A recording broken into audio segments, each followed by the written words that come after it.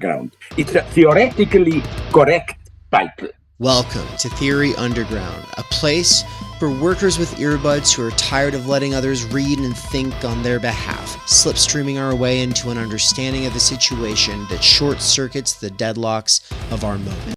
What is the post-class fractured mass, PCFM? It's, at this point, something that has been making the rounds. It, as a concept in its current form, originates at Theory Underground, though it has a basis in Baudrillard, which has a basis in McLuhan and Marx, which is ultimately like the main big figures for us in critical media theory research at Theory Underground. Post-class fractured mass was a way of sort of signifying something that is otherwise a lot more confusing when you're trying to read Baudrillard, and then we've taken it and ran with it and done our own thing with it. And so if you want to know where we're at, or you really want to try to wrap your head around what this concept gets at and the problems it poses on old theories and the stakes for this sort of system update that we think is absolutely essential if you don't want to be a Don Quixote, well, stick around. What you're about to hear was recorded September 29th, 2024. I'm releasing it a lot sooner than most of the stuff that happens for subscribers only. I have cut it down a little bit in size. There are parts that really only pertain to the subscribers. There's stuff that's kind of more behind the scenes, and really, like, we're not going to just release it to the general public at this point in our development. But everything else is fair game. And so, yeah, if you've been wondering about the post-class fractured mass, this is the lecture for you. And if you want to get involved with these behind-the-scenes seminars that happen at Theory Underground, then stick around until the end of the video. We'll talk more about it. You'll get the vibe. And yeah, watch the PSA at the end to understand more about what kinds of stuff we do and what we're ultimately all about. With that, let's get to it. Enjoy. So today we want to talk about the post-class fractured mass. And the reason we want to talk about it is because we want large-scale structural change. And we want large-scale structural change because we want people to be able to have their time energy. Because time energy is the means to having the good life, which is the potential to be able to discover and cultivate our talents, right? To be able to discover and cultivate our talents and relationships in institutions, whether they be the family or the school or the library, or new institutions, time energetically rich institutions that would redefine the functions of these old institutions or come up with entirely new approaches, right? And that has to be large scale in a sort of sense because capital is a global force, right? It has us all competing at the individual level as workers, and it also has every entrepreneur competing, and then it also has, obviously, everybody in power competing in ways that are non-generative. We're all for generative competition, but there's all kinds of competition that's not generative. And so I'm speaking loosely. I'm speaking extremely loosely here. So we can obviously complicate that analysis, and I think we should, and we will, but we'll hold off on that for now. The point is that we want large-scale structural change, and part of the purpose of that would be, as we talk about, T-cubed institutions. Time, energy, talent, and tutelage, right? People should have the time, energy to discover and cultivate their talents under tutelage or with tutors, right? With teachers, with instructors, with people who are passionate. Ultimately, we cannot discover our passions and really do much with them if we have not found other people who are passionate about things who inspire us, right? And being inspired by somebody who is supported by a Patreon of people is kind of a sad situation, because if you are getting inspired to do something because you watch someone doing something on YouTube, then you're like, oh, I want to do that. Okay, well, what, are you going to start a Patreon? Is everyone supposed to start a Patreon? Right? No. And so that's why we need large-scale structural change. This approach that says we need large-scale structural change is kind of why we say we want it to be like normie-centric or whatever. It cannot be anti-regular working class, right? And most social change has been anti-regular working class people. But then we can problematize that idea of regular working class people. There is no archetypical working class person or normal person. Like the normie is itself this general peer notion that we all have, and it is itself the product of advertising, the product of our limited anecdotal experiences, right? This is where we get into the fact that we like the class first approach insofar as it critiques the tendency, which is to focus on representation or recognition and sometimes redistribution, but even the redistribution it focuses on it's like, oh, okay, let's get a stimulus check or let's get some healthcare. It's great. That's great. Fantastic. Yeah, a universal redistributive program is obviously a good start, but representation, recognition, and redistribution are where PMC-led social change ends, and it's never towards large-scale structural change.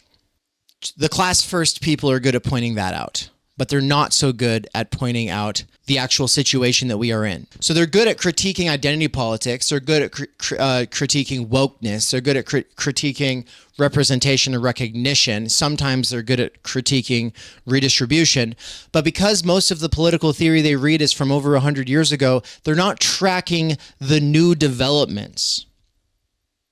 And the new development that we focus on at Theory Underground, and that this year has ultimately been about, is the post-class fractured mass, which is a shorthand. I shouldn't say shorthand. I should say it is a way of saying what Baudrillard is getting at in the shadow of the silent majorities. It's something that Nance and I came up with because saying mass or saying masses necessarily signifies something completely different than what we have in mind for almost anybody. Right? When you think of the mass or the masses, you don't think of something that is the opposite of the social. You don't think of something that is, by definition, impossible to organize. Right? But that is kind of what we're getting at. We have to understand what the post-class fractured mass is in order to come to terms with the current situation so that we can come up with new ways of organizing. Because if we can't do that, then all of these critiques of existing social change are going to fall short and usually lead us back into some Quixoteism, to talk like Studebaker. Quixoteism, right? Don Quixote is the guy who reads too many history books, dresses up like a knight, and goes around chasing windmills on a sword or on a horse, waving his sword around. And he thinks those windmills are dragons, right? If the map that you're studying does not match the territory, that's what's going to happen. You'll become an aficionado of irrelevant maps, right?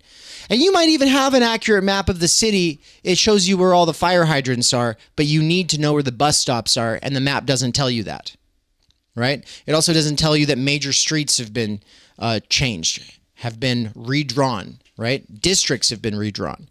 So the map has to match the territory.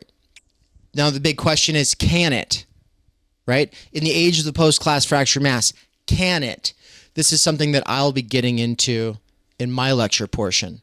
But ultimately, all I'm doing right now is setting up Anne for hers. And so the two components of the post-class fractured mass that I think are the most important that have been developed at Theory Underground are the concepts of the PMC and the medium. All right? The medium is the internet and the smartphone. It's the entire apparatus, which includes actual satellites, right? It includes cables underneath the ocean. It includes giant companies like Amazon and Google with their server farms spread out across the world like Voldemort with his Horcruxes, right? That's what those server farms really are. There's nothing you can do to stop it. We're all in it, and it was something conceptualized and put forward by what was to become the CIA. The entire intelligence, surveillance, state apparatus working in conjunction with IBM and the manufacturing of our desires through capitalist advertising. That's what we all find ourselves in. That's where we meet. We meet in the CIA's lobby. And of course, some people like Don Quixote, they show up in the CIA's lobby and then they sit there and plot revolution and think they're so radical. And we're not radical. We're about the most bland, boring people on the internet. There's nothing radical happening here. But by understanding the situation, something new can potentially emerge. And I think that the conclusion to Intro to Žižek, Mikey's lecture yesterday, is a really big piece of the puzzle, and maybe we'll come back to that later, right? But for now, we're going to focus on the PMC and the medium. And so put your hands together for Anne.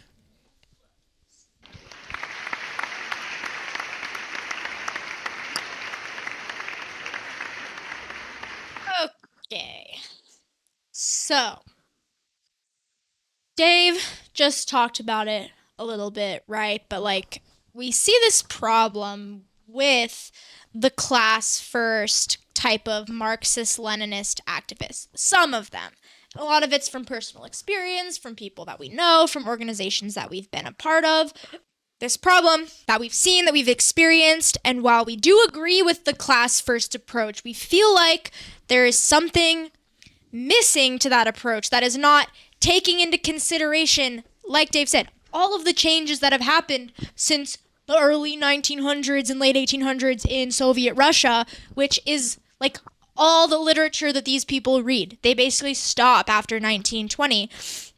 And a few years ago, when Dave and I were a part of this Marxist organization here, that was like a faction of the DSA that has now kind of become a larger faction of the DSA, the Democratic Socialists of America.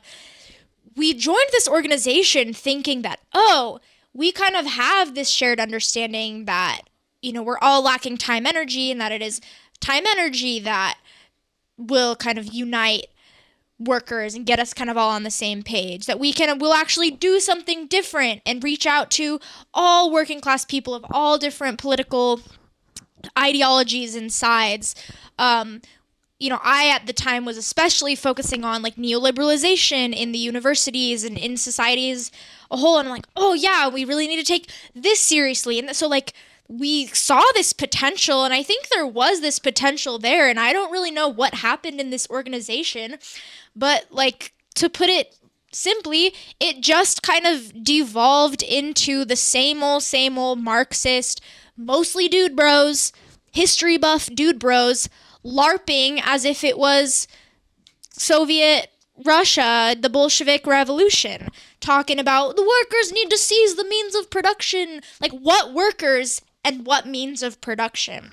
And so that's where the PMC, the professional managerial class, and the medium, like understanding those and taking those seriously, along with the other economic conditions of our time, right? Neoliberalism, like Wall Street, and kind of the way that the economy works now compared to how it did when Marx was writing. Like, those are all things that need to be taken seriously. And so organizing and trying to create large-scale social change is very difficult when everyone is fractured, right? Post-class fractured mass. Everyone is fractured by class, by differences that are manufactured, and by politics. And so what I mean by those three things, before I really get into like PMC and the medium, we're fractured by class. Our class interest lines are blurred, not only by, as I'll get into, like the professional managerial class, but now with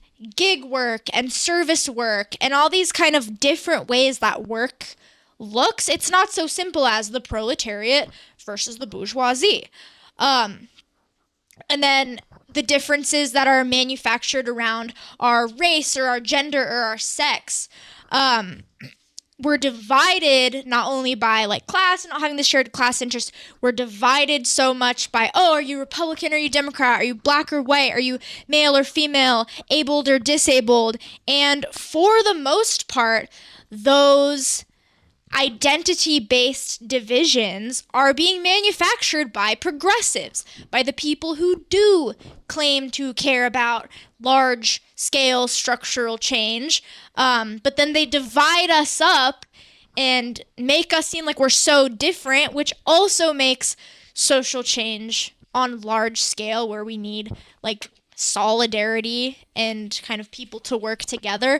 It makes that difficult. And to add on top of that, the Marxist organizations, at least the ones that I know of, they play into this identity politics, and they almost like contradict their class first approach by going, oh yes, well we need to do XYZ identity thing first. And it's like, well sure, the identity stuff is important, but also your class organization. So now like what is the actual focus here?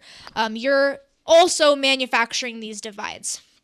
And then, of course, we're divided on these political lines that is manufactured by the media, right? Matt Taibbi's Hate Inc., as well as all the other kind of work that we talked about in critical media theory seminars, duopoly by Baudrillard, manufacturing consent by Chomsky. It's like that type of research points to this manufacturing of divide and division and manufacturing of kind of political ideology that once again fractures us. So everything is a lot more complicated than just working class, ruling class, elite.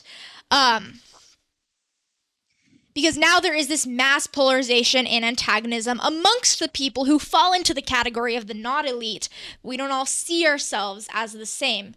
And some of the reasons for that are, again, the PMC and the media.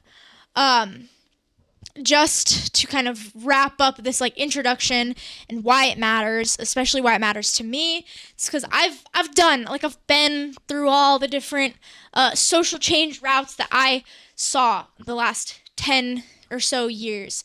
You know, I did the Democrat thing, the governmental politics, voting, vote for Hillary, vote for Bernie, vote for Biden, just like that'll make the difference. Oh, that didn't make the difference. I did the communist thing for a little bit in these Marxist organizations, and just, oh yeah, the workers just need to own the means of production.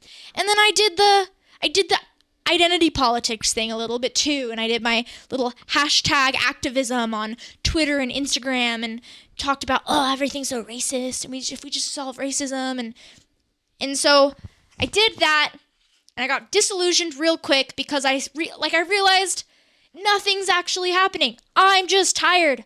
I just want healthcare. I just want to be able to have a house. Like, I just want Timenergy, and I want it for everyone else. And so that is the situation that we're facing for people who care about social change, structural change, making the world a better place. It's not that simple anymore. And so in order to kind of rethink social change and structural change and how the heck we're gonna do that, we need to understand the conditions of the post-class fractured mass. So starting with the PMC, the professional managerial class, or as I know Dave has referred to it before, the professional managers of capital. And so for this especially, we turn to Barbara and John Ehrenreich as kind of our PMC experts.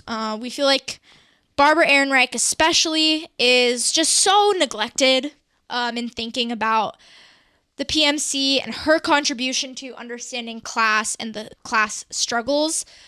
She's so cool. Like, she has so many cool books, and she has like a PhD in immunology, so like nothing even related to politics or sociology. She's written some awesome books.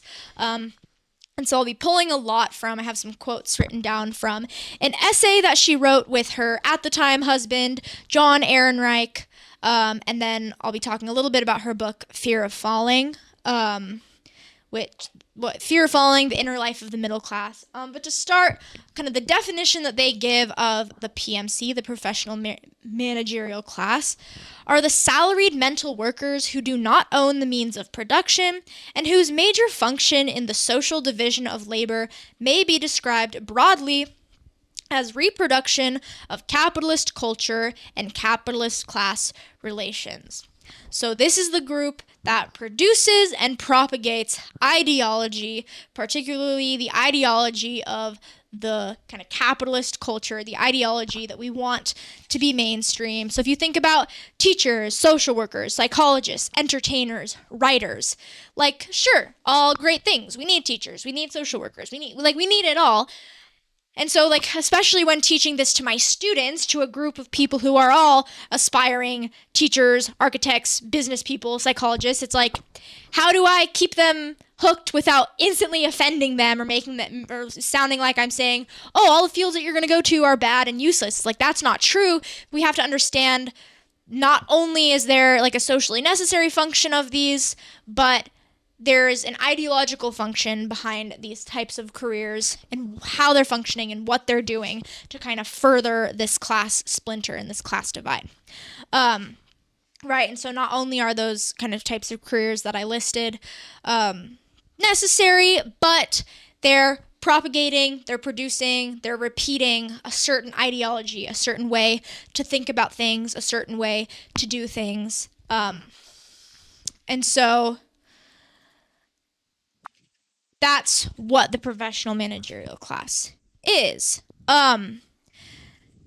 In their professional managerial class essay, which I want to say was published in like 1975 or 76, if I remember correctly. I should have had the actual piece on me.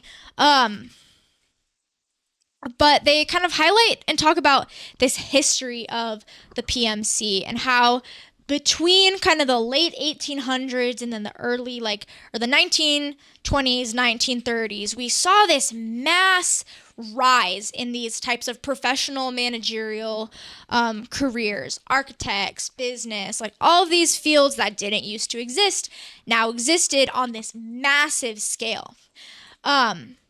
Under the guise of Taylorism or scientific management to tame and control the workers and to better reproduce and make more efficient the working process. And so a quote from that PMC essay, they say, "The new concentration and centralization of capital opened up the possibilities of long-term planning and refinement of management and the capitalist rationalization of both productive and consumptive processes." So in the ways in which capital was growing, we have Taylorism, or this idea of scientific management to kind of rationalize the workflow, come in and almost intervene and create this new class of workers, of college-educated workers, of college-educated professors or professionals who are now this middleman between the owners and the workers.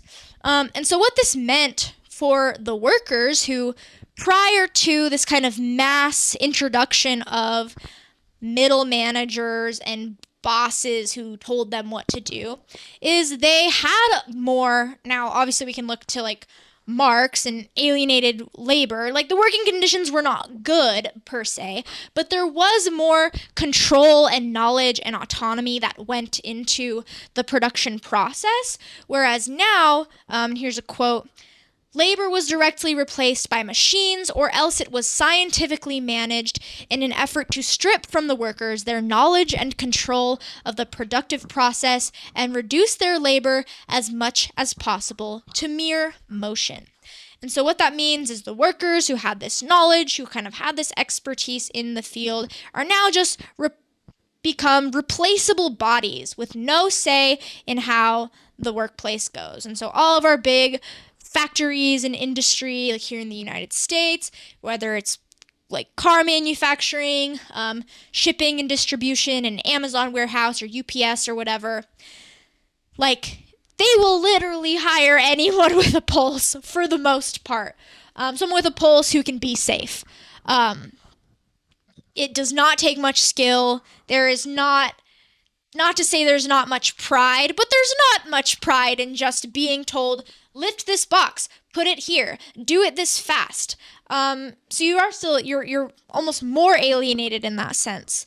So that's what happens to the workers when there's this introduction of this new group that is controlling and making decisions of the actual work process, even though they're not the ones doing the manual labor. They're not the ones who know exactly what goes into that process. Whereas the professional managerial class are these educated managers that are there to kind of help the capitalist ideology, and are united by this desire to not fall into the lower class. And so that is where Barbara Ehrenreich's book, Fear of Falling, comes into play, which basically kind of chronicles this history of the middle class from the 60s to the 80s, the middle class in the United States specifically. And she particularly focuses on kind of this rising antagonism between the professional managerial class and the working class, and why professional managerial class, or the middle class, is different, has this unique, different experience in America than the working class. So it's not as simple as everyone's a worker. There's this new class that is being manufactured, that is being sold a specific ideology of consumerism and education and meritocracy that they feel sets them aside, or sets them above just the stupid worker who is uneducated. All they do is lift boxes and they're racist. Like that, Ehrenreich was seeing that sentiment towards working class people and those stereotypes then, and we see it played out much more today. Workers are just associated with being conservative and bigoted and stupid, and they should just shut up and stay in their place and listen to us educated elites and not say retarded and not say XYZ things, because that makes them bad. Like, we don't say words like that. And so, let's see. Whoa, I've never said that out loud. No, okay, sorry, let me collect my thoughts here. So, Ehrenreich, in the first part of Fear of Falling, she kind of highlights how there was this change in society towards consumerism, and consumerism almost became the spirit of, or became the defining spirit of the PMC, or of the middle class in 1960s America. It's post-World War II. We've defeated the Nazis. Life in the U.S. is pretty great. We can own our houses in the suburbs and our white picket fences, and now we have all these machines to make the housework for the wives so much easier. And we can go on vacations and road trips and own 2 cars. And it's like, life was pretty sweet, is what the narrative was at the time. Life was pretty sweet for everyone. Consumerism and the consumer culture and consumer goods and commodities were pretty much equally accessible to everyone, again, is what was thought. I'm pulling up here a quote about kind of this development and manufacturing of the national consumer goods market, and how that also kind of fractured these communities that existed, and turned it all into this individualized, atomized consumerism. And this is actually from the PMC essay, but it relates to kind of this consumerist mode and this consumer lifestyle. So Barbara and John Ehrenreich say, Items which had been made in the home or in the neighborhood were replaced by the uniform products of giant corporations. Services, which had been an indigenous part of working class culture, were edged out by commodities conceived and designed outside of the class. For example, midwifery, which played an important role in the culture of European immigrant groups and rural Black and white Americans, was outlawed and or publicly discredited in the early 1900s to be replaced by professionally dominated care. Traditional forms of recreation, from participant sports to social drinking, suffered a similar fate in the face of the new commoditized and privatized forms of entertainment offered by the corporation. The penetration of working class life by commodities required and continues to require a massive job of education from schools, advertisers, social workers, domestic scientists, experts in child rearing, etc. As the dependence of American capital on the domestic consumer goods market increased, the management of consumption came to be as important as the management of production. So there's this rising, at the time, this rising consumer culture, which we are fully immersed in now.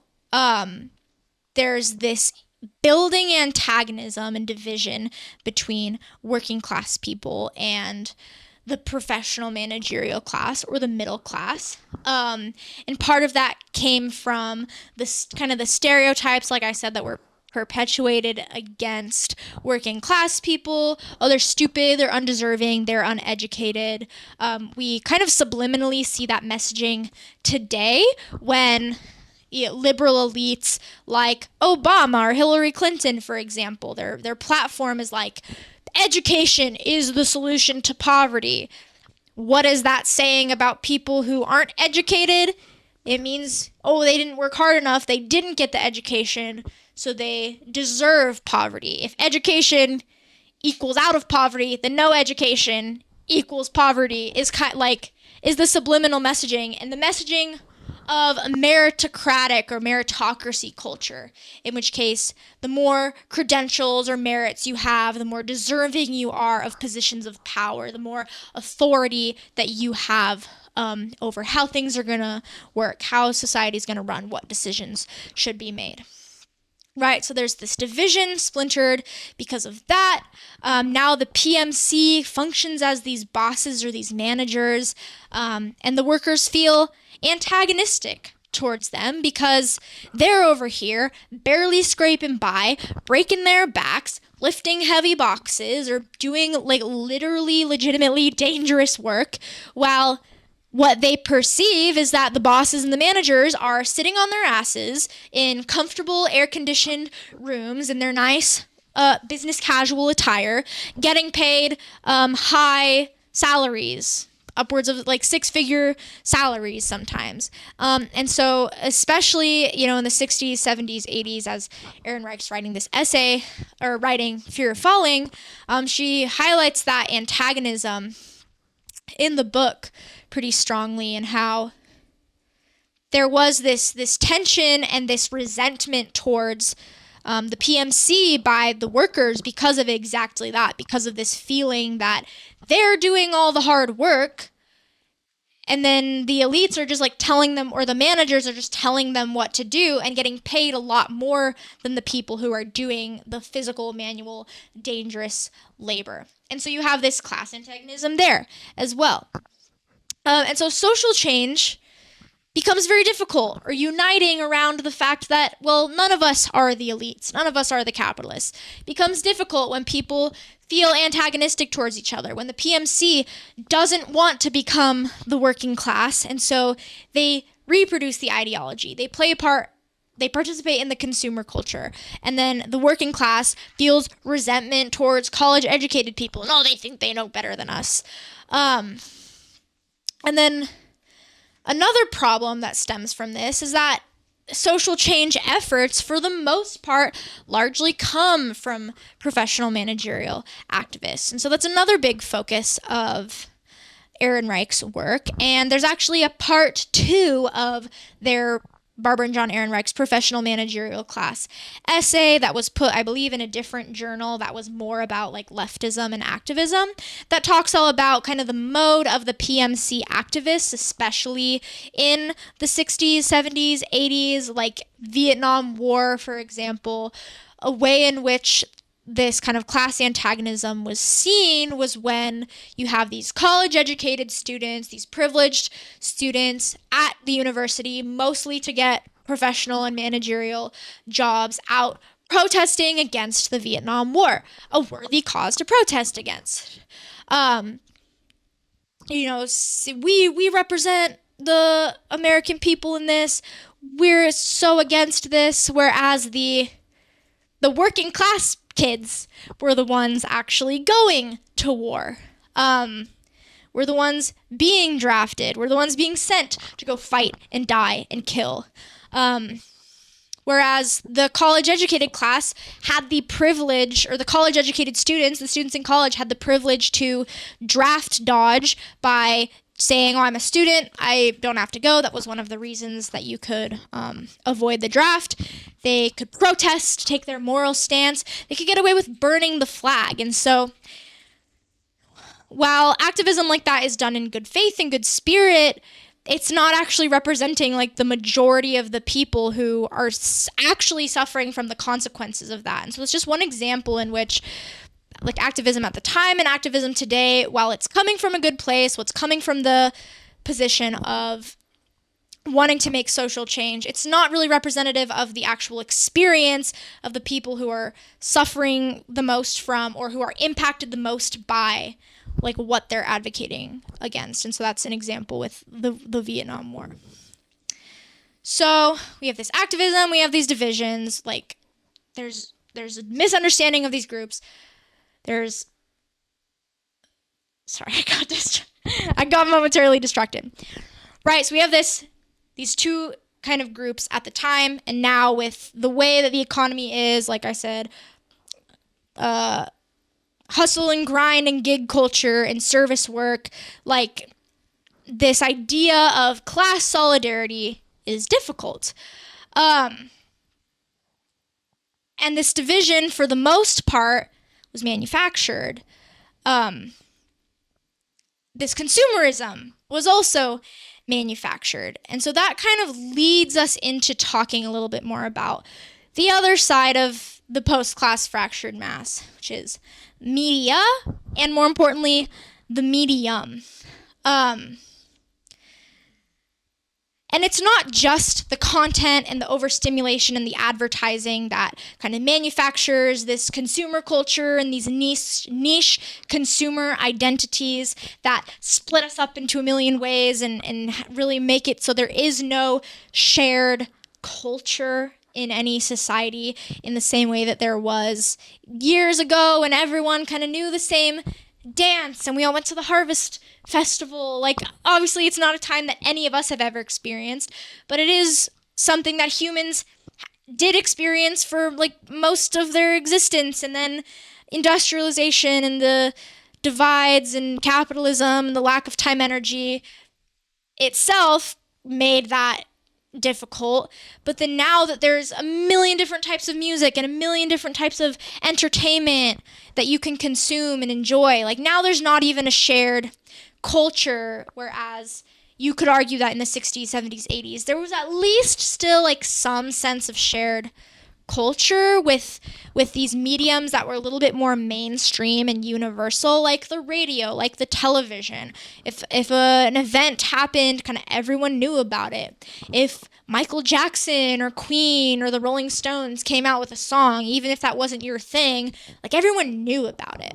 And so the medium has really fractured us into a million different pieces. And so like we kind of, the PMC part almost covers this post-class because there's just not one working class proletarian anymore.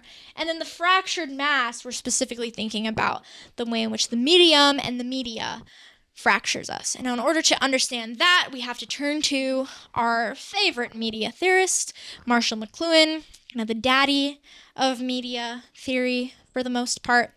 And his famous phrase, I'll write it over here. The medium is the message. The medium is the message, meaning the medium, the piece of technology, or the form in which the content comes through is also important, or is just as important, or is if not more important in shaping a society, shaping an individual.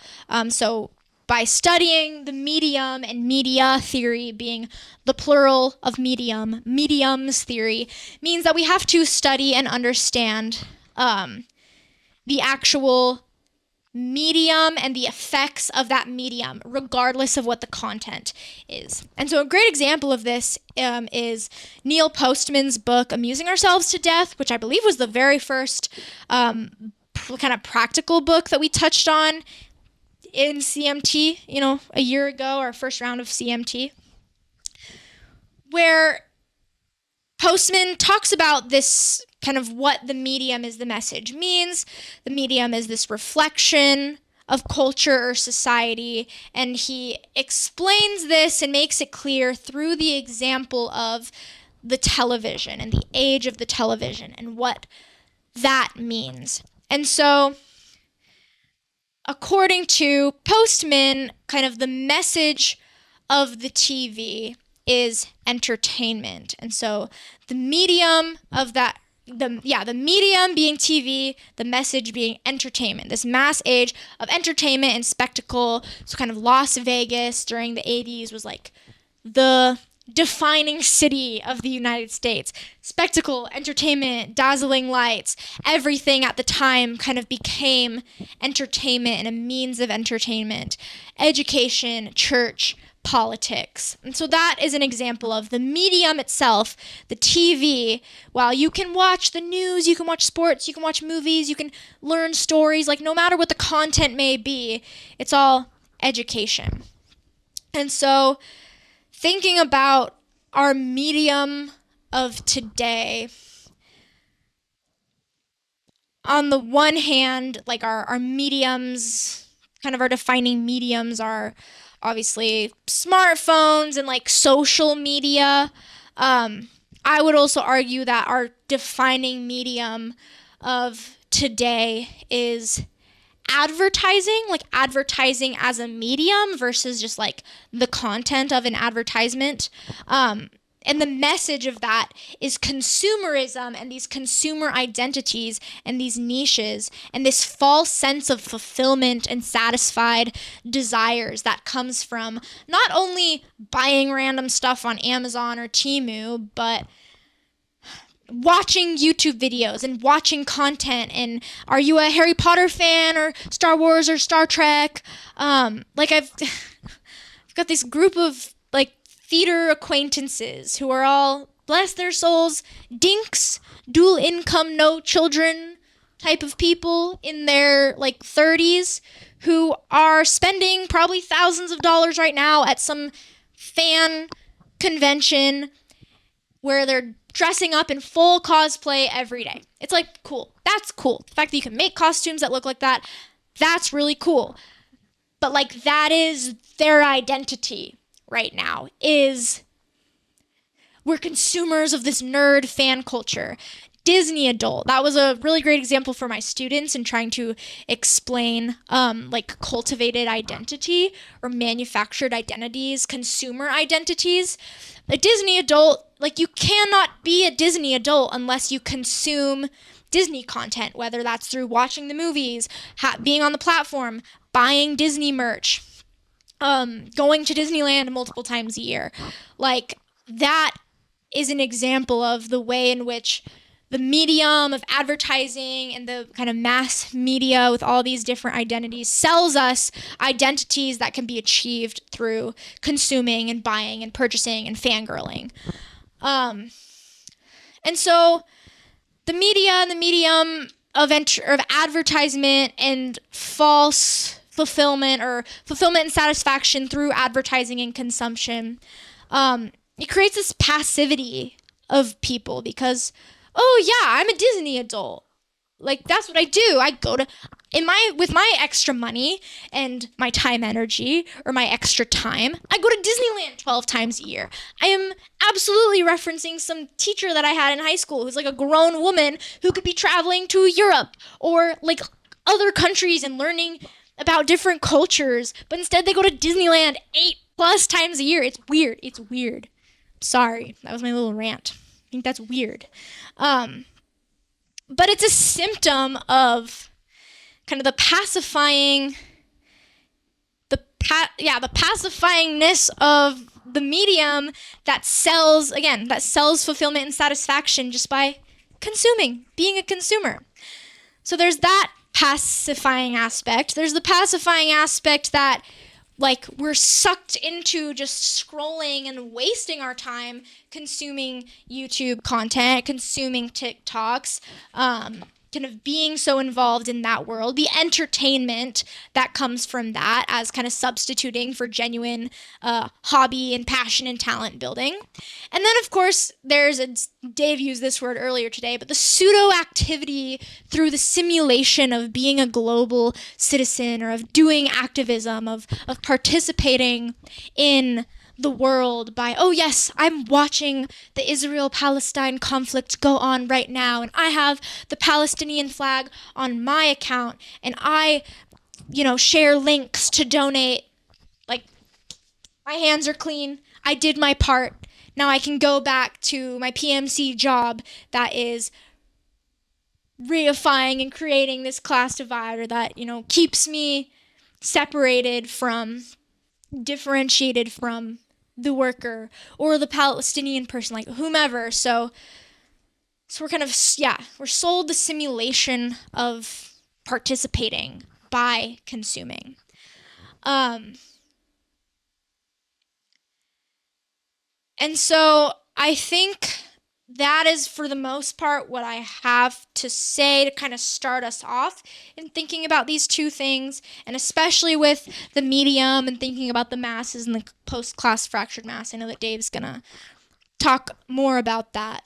But to conclude, like, the way that we can think about the post-class fractured mass is by, like, adding a couple of words that can remind us to think about the PMC and the medium. So like the post-class solidarity, like there is no shared sense of solidarity or class that can unite around one issue to overcome the bourgeoisie and the capitalist class, to own the means of production and reclaim our time and our energy. So we're post-class because we're post-class solidarity, and we're fractured by the media. We're fractured by the media mass. And so that's this weird situation that we find ourselves in today, that Barbara Ehrenreich, as well as many, many other thinkers, Baudrillard, obviously, in thinking about the consumer society and in the shadows of the silent majority, and duopoly. In sociology, he's one of the important postmodern theorists. Like, there's theorists taking these issues seriously and trying to understand this unique situation we find ourselves in because of class and because of media and the mediums that characterize our time. And Marxist-Leninist organizers, for the most part, are missing that crucial aspect and acting like we're just Bolsheviks and we just need to own the means of production. It's like, that's really hard when we all have a million different categories and a million different identities and a million different cultures, and we're made to hate each other and not find solidarity. So thank you. It's a crazy time to be alive and to care about the world and the future and the children and the environment. And people aren't taking it seriously, and we need to take it seriously. And Dave's going to talk more about that. So thank you. Thanks. Don't give it up for Anne. Thank you. She hates that. I hit the button for the clapping. I don't hear anything, though. Did it actually go off, folks? Matthew, you got a jet right at the part where I'm about to address some of the stuff that you brought up. So hopefully you'll get a chance to see it later. Taking a look here at the chat on the screen. I guess I'll just at least hit on a couple of these things. I do want to bring up a couple of the questions that Matthew had brought up because I think that they're a good springboard into what I want to get to. Oh, Mandy said, I suspect that something like the CIA or the actual CIA co-opted the woke movement into the total psyop that it became with its military-style priority stacking. Gross. And for those who don't know about priority stacking, I guess you're lucky enough to have not tried to do any radical political organizing, but it's where it's like, okay, well, we're going to do radical democratic stuff, and we want to make sure that we're doing DEI, right? Diversity, equity, inclusion. And so the more privileged you are, the further back in the line you go when it comes to time to speak. And so if you're an able-bodied, cis, het, white, male, which is to just say you're like a normal dude, your opinion is at the back of the line. And obviously, if you have like a disabled black woman, well, she'd be at the front, unless, of course, there's like a trans person who could like go in front of her. And so it's like a very, it's a fun time to be alive if you care about social change, right? Where's that question Matthew asked? I'm like scrolling up. I don't want to scroll up too long. I don't want to sit here. Okay, yeah, right here. So he said, is the PCFM, post-class fractured mass, claim meant to be that the structure is different today, or that symbolic/cultural forces are obscuring the structure, which is still fundamentally the same, right? So let's just let's kind of get on the board a visualization of that point, right? I don't want to erase anything. I'll just do it right here. Okay. We could talk about this through base versus superstructure, right? So base being the system and mode of production versus superstructure being ideas, culture, and law, which are, in the crude materialist account, a mere reflection. And there's a fun sort of ambiguity in my pronunciation of mere. Am I saying mere or mirror? And that's good. It's a good ambiguity because I am saying mirror, but it also is mirror, right? The mirror reflection of the base in the superstructure.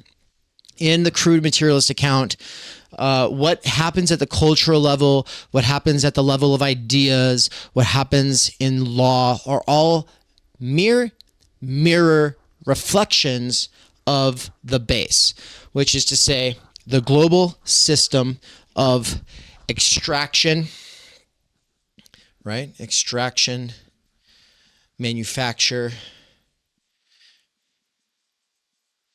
which is to say production, right? And then, of course, distribution.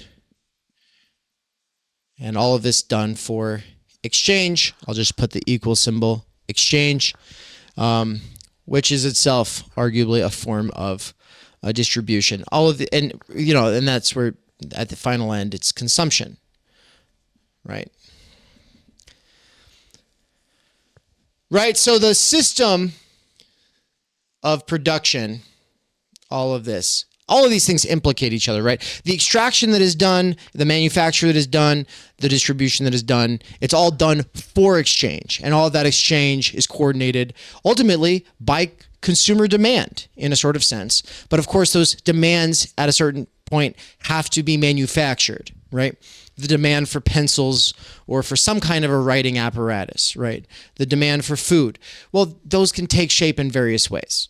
Right? And the system of extraction, manufacture, and distribution, that can take shape in various ways. But the ways that it has taken shape the current way that it functions, we call the base. Well, the superstructure is this mirror reflection. Okay. So then, like, going back to Matthew's question, is the post-class fractured mass, so is this claim meant to be that the structure is different today, or that the cultural symbolic forces are obscuring the structure, which is still fundamentally the same? Well, this is at the base is at the level of what Matthew is calling structure, and the symbolic cultural would be at the level of superstructure. Now, of course, he's not here, and maybe he'll add some nuanced sauce to his question, maybe the way he's using the terms and this division between structure and symbolic/cultural. Maybe that doesn't map on perfectly to base versus superstructure, but the way that the question was framed, that's what it works within, that framework, I'm assuming. And that's the historical way of thinking about this, and so I'll go with it. So, is it that at the level of superstructure, our symbolic and cultural understandings, ideas, practices are getting in the way of seeing that situation at the base that is the same? And of course, a way of summarizing what's going on at the base for Marxists, and this is something that we take some inspiration from, of course, would be MCM prime. Well, of course, MCM prime is still there. The issue is MCM prime can take many forms, right? The structure of the base is indeed different. The overwhelming majority of things being produced today were not being produced in Marx's time. No Mickey Mouse t-shirts, Anne says. No, there were no Mickey Mouse t-shirts. But more importantly, the things that are produced today, in a lot of cases, are produced for new desires, right? And so Taylor Swift bobbleheads is kind of always like one of our go-tos, or Hannah Montana bobbleheads if you want to go back in time. Harry Styles cardboard cutouts, Anne says. Yeah, exactly. And so what I had responded to Matthew with in the chat here was, though much of that structure is in what would be called, wait, what the fuck did I say? No, there's some of this is missing. I said the structure is literally different, yes. So it's not just that workers have a harder time seeing the structure than Marx saw, though much of that structure is what would be called superstructural by crude materialists. It's just the superstructural should not be so easily separated, right? And this is part of what I did last week with Ideas Matter, right? I hope you've all had a chance to see that. But I was talking about Durkheim and Weber, especially Weber. I spent quite a while really driving home the point that Benjamin Franklin and his time is money. And if you make $100 a day, but you take a day off and spend $30, you didn't just lose $30, you lost $130 because there's that opportunity cost loss, right? That sort of archetypical embodiment of MCM prime is,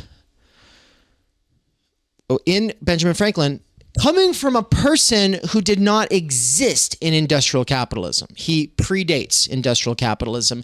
It is a product of a certain kind of Protestant milieu and a certain kind of ethic that becomes the basis of what later becomes the dominance of MCM prime.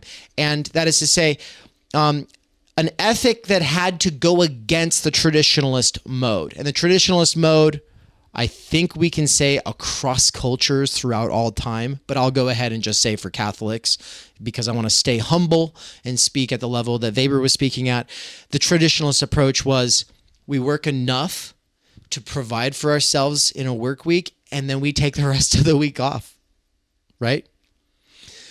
Meaning that with people who are traditionalist, in Weber's time, people who are traditionalist, if you double their income, they will work half as much. This was a huge problem for capitalists when it came to piece rate. If you raise the piece rate too much, people will just work just enough to make as much as needed for their means of subsistence and maybe a little bit extra, and then they'll just stop coming to work for the rest of the week. Yeah, Anne's like, yeah, the madness, the horror. They don't want to go to work. They don't want to just constantly accumulate value. Crazy. And not accumulate like miserly value, but accumulate value. That's an idea at the level of the superstructure. That ethic is an idea at the level of the superstructure. And it predated the industrialization that became such a big part of capitalism. And so we'll just put up here ethic. And then I'll put ethics, I'll put the S in parentheses. Matthew said in response to me, I might agree with that, but look forward to seeing it all fleshed out. It might be worth trying both ways. Could we try to use the old paradigm to map it in an intelligent way? Oh, it can't account for or makes it hard to understand X, Y, Z. So maybe we need a new paradigm. And I'm glad he said that, because otherwise, if you aren't thinking this way, then a lot of what we're doing at Theory Underground is going to feel like a waste of time, right? If we're in a new situation, why read old books, right? Stanley's getting at why. And then in response to what we were saying, he said, yeah, makes sense. And I was thinking the other day that most people would probably be happier working at a manufacturing plant than a McDonald's. We just don't realize it.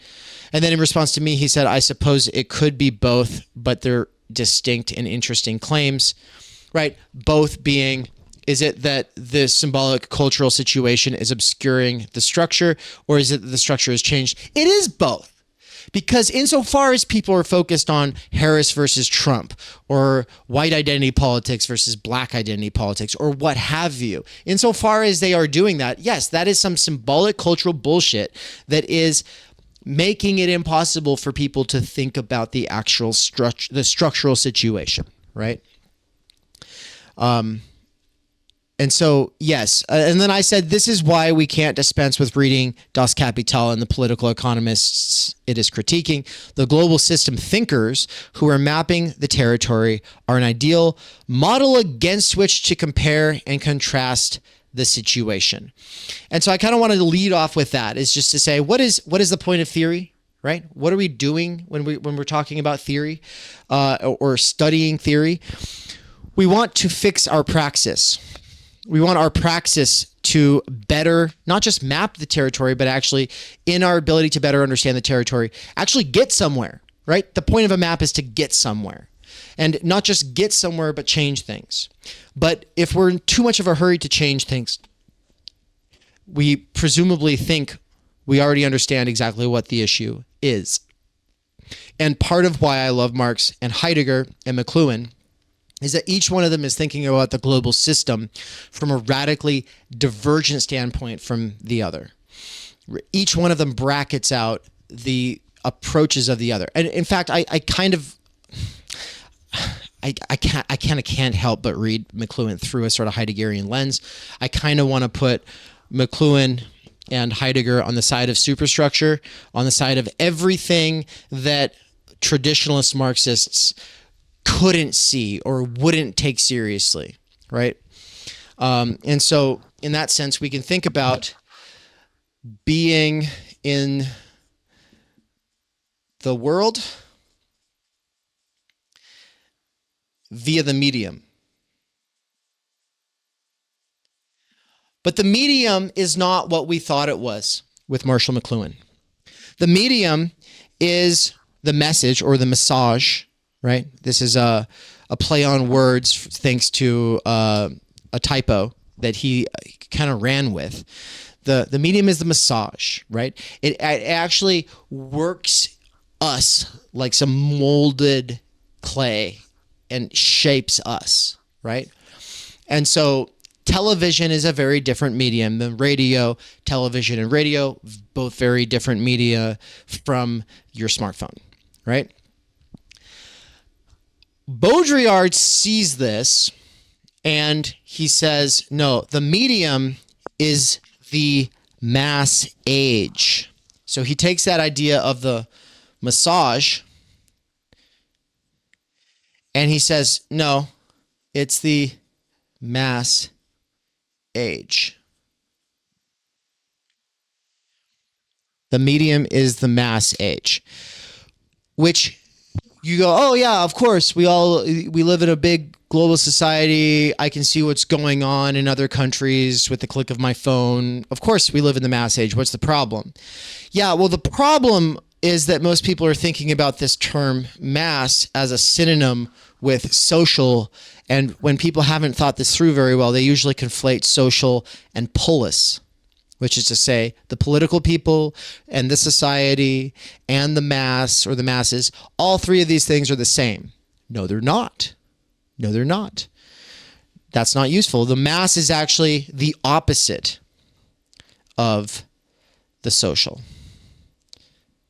So I'll just go ahead and put verses. For Baudrillard, the social is not just the opposite of the mass. The mass is what escapes the social.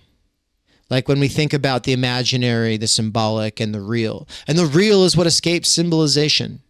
Well, the mass is what escapes the social. It's what escapes being accounted for by statisticians, sociologists, and political scientists. It's the silent majority. It's silent not just because it cannot speak. It's also recalcitrant to symbolization. It's obstinate. And insofar as the professionals and the managers try to speak on its behalf, people grow increasingly skeptical and disillusioned with their ability to do so. I hope you're all following, because the significance of this, the ramifications of this, it's huge. Really quick, I'm going to bring my mouse back over here. We got Eamon in the... Okay, this is good. I'm excited for Eamon in the Q&A time if we have time. Or if he has time. We'll have time, but will he have time? That's the question. So basically, Eamon's actually one of these people who has gotten a lot of traction from thinking about the post-class fractured mass. And we're going to be having a conversation about it, if not before TUCon, then definitely at TUCon, right? And it's an important, I think the importance of the concept only gains weight for people who have spent a lot of time thinking from a class first position, you know, because if you come at the social world and social change from the class first position, then all of this representation and recognition and simple forms of redistribution, it's all this sort of like PMC social change. And you're just like, okay, I'm over that social change. We want something else. We want large scale structural change, LSSC. We want LSSC up in here. We want large scale structural change. Yeah. And historically, the vehicle for that large scale structural change, at the point where it seemed possible still, was the proletariat and or the broader working class. And I have 5 basic points here of what made that true. Okay? I'm not going to put them all on the whiteboard. I don't have room, and I want to keep what I have up here. So I guess you just have to imagine in your heads what these 5 points are, or maybe, write them down.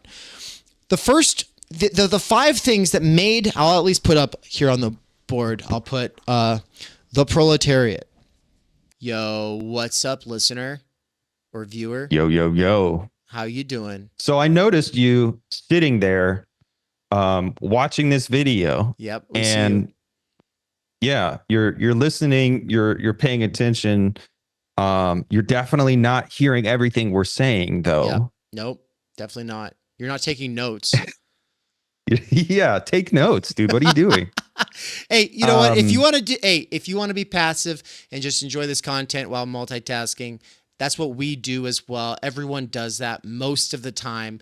We very rarely switch into this more active mode, and that's fine. That's fine because you're kind of absorbing this content as you go through your life, and that's great. But if you're going to do that, then we just have a little request of you. What's our little request, Nance? We want you to do the algorithm things. We want you to hit the button, the thumbs up, or the thumbs down. Hit the subscribe button. You could even hit the bell so you get notified when there's an epic marathon stream. Yep. Or one of the dope ass interviews. We just finished a dope ass interview. Absolutely. But do the things to help train your algorithm to actually give you content that you prefer. And at least here we are aware of the problem. We are aware that we're all infected with the algorithm, and we're trying to do something about it. So while you can like maintain a cynical distance of like not being an enthusiastic vocal supporter, right? Doing those actions actually, first of all, it helps the channel. It helps Theory Underground. But it helps your algorithm too. You will get less kind of shitty clickbait React content if you train your algorithm to give you what you prefer. I mean, you're already here. You're already watching this. Yeah. So enthusiastic, unironic, genuine support might be a little too much for some of you who are way too cool for that kind of thing. But you can at least hit the little like button, and then we'll say we're even. Okay? There we go. You owe us nothing now. Yeah. Let's get back to it. The proletariat. What made it the revolutionary subject?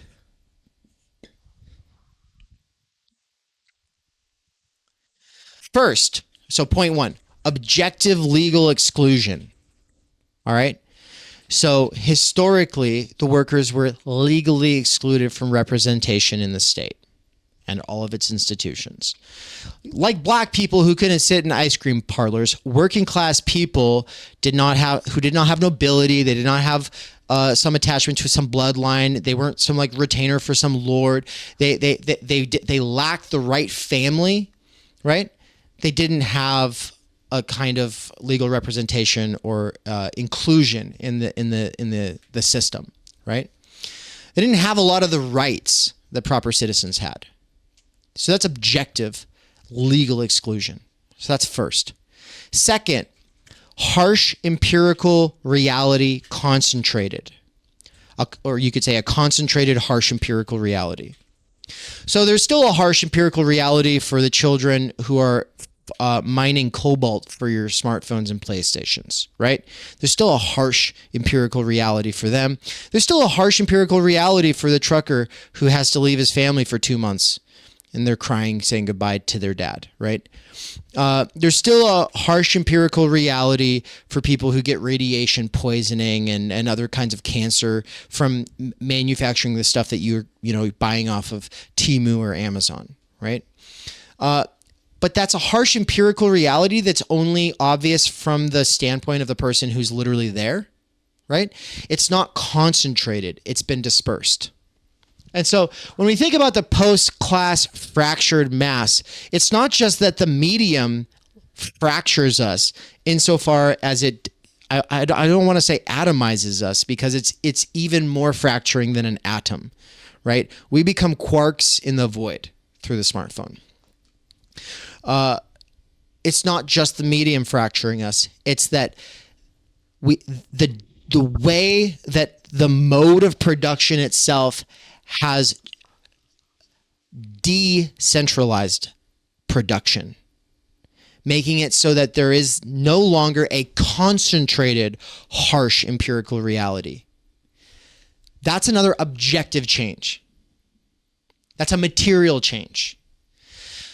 It's a change that Marx and Engels didn't have to, they couldn't think of it. Like it wasn't on where they were, there were the working masses and they were the proletarianized people. And you would go through those parts of town and it was like, oh, everyone who lives here knows who they are. They've been legally excluded. Their living conditions are absolute, as they would say, shite, and there is no like need to tell them, hey, you all belong to a class. They know they belong to a class because of the concentrated, harsh empirical reality. Okay? So, like, I feel like I'm beating a dead horse here, but some people have never heard me say this, right? And I kind of wanted in today's lecture to make sure to hit on what I take to be all of the main points. And so today, we have people like Daniel Tutt and Douglas Lane and Chris Catrone. All right. Now, Chris Catrone kind of gets where we're coming from a little bit more, I think. But on tour, Tutt and Lane were kind of acting like, no, you literally just have to organize the workers, right? We need a working class movement. We just got to organize them. And the way that we do that is we don't lead them. We just get them to see what's in their interests so that they can see themselves as part of a class, and then they will organize the change. And we're just supposed to kind of like feed the flames that are kind of already there. There's flames already there at the base that are being obscured by the symbolic cultural situation.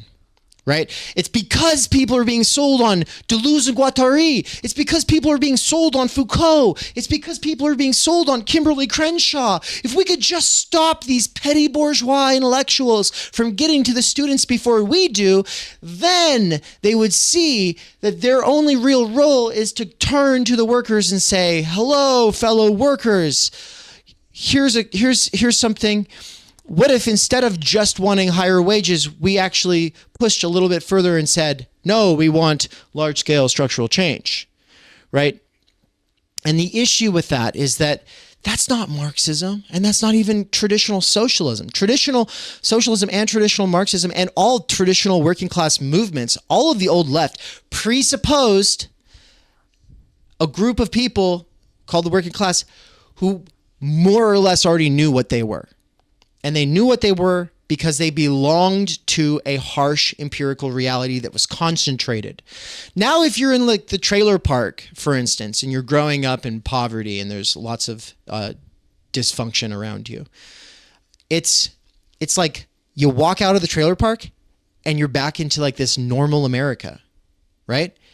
The point is that in London in the 1840s, you couldn't walk out of the trailer park.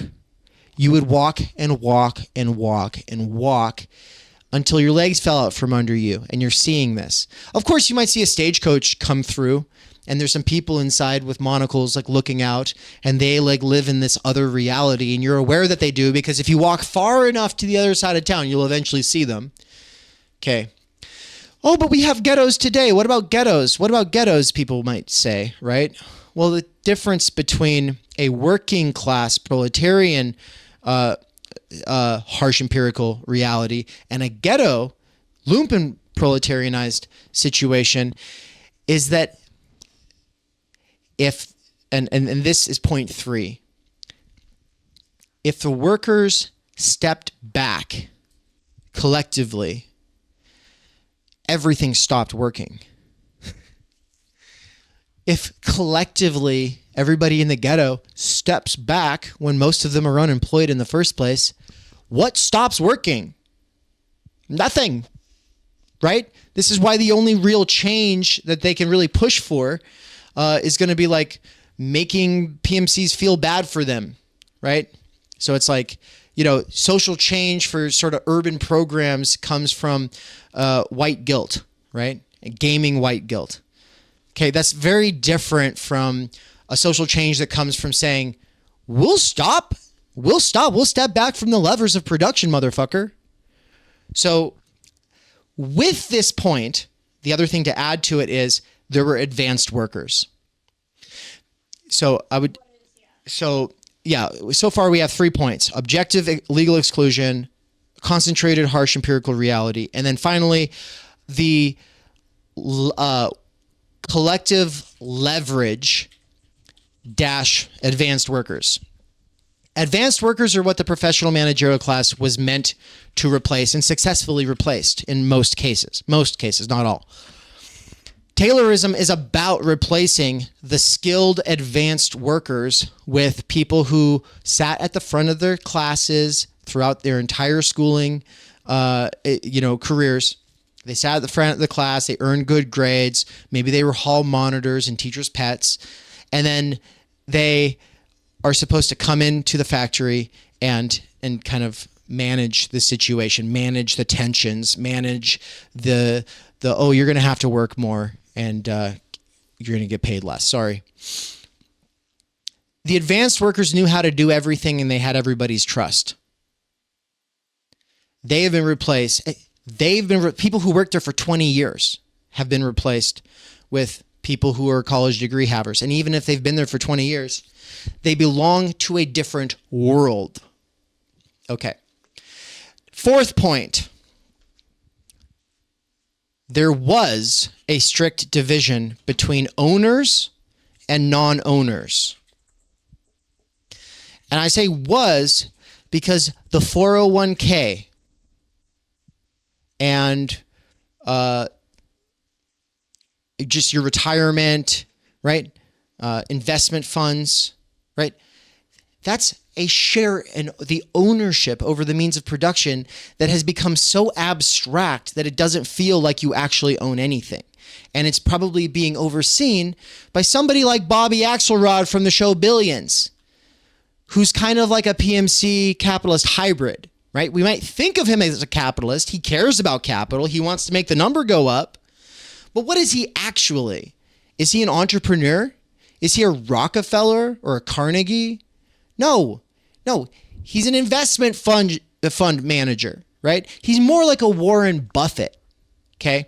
He's just like a math nerd, okay? A math nerd is not some like Henry Ford guy, right? And so in a lot of cases, owners are really just managing portfolios for other people who are owning. And ultimately, all of that is just aggregated investments that people are making because they don't want to work for the rest of their lives. Right. And of course, you have old moneyed interests in the aristocracy, and then they also hand their money over to these hedge fund managers. And then that's really big capital. It becomes really big capital. Right. But the fact is like it's all just so abstract and removed from the actual empirical situation. Okay. So there used to be a much stricter division between owners and non-owners. And then finally, the fifth point is there was no huge separation between owners and controllers, right? At the time, say in the 1840s, it was just presumed if you are the owner, you are the controller.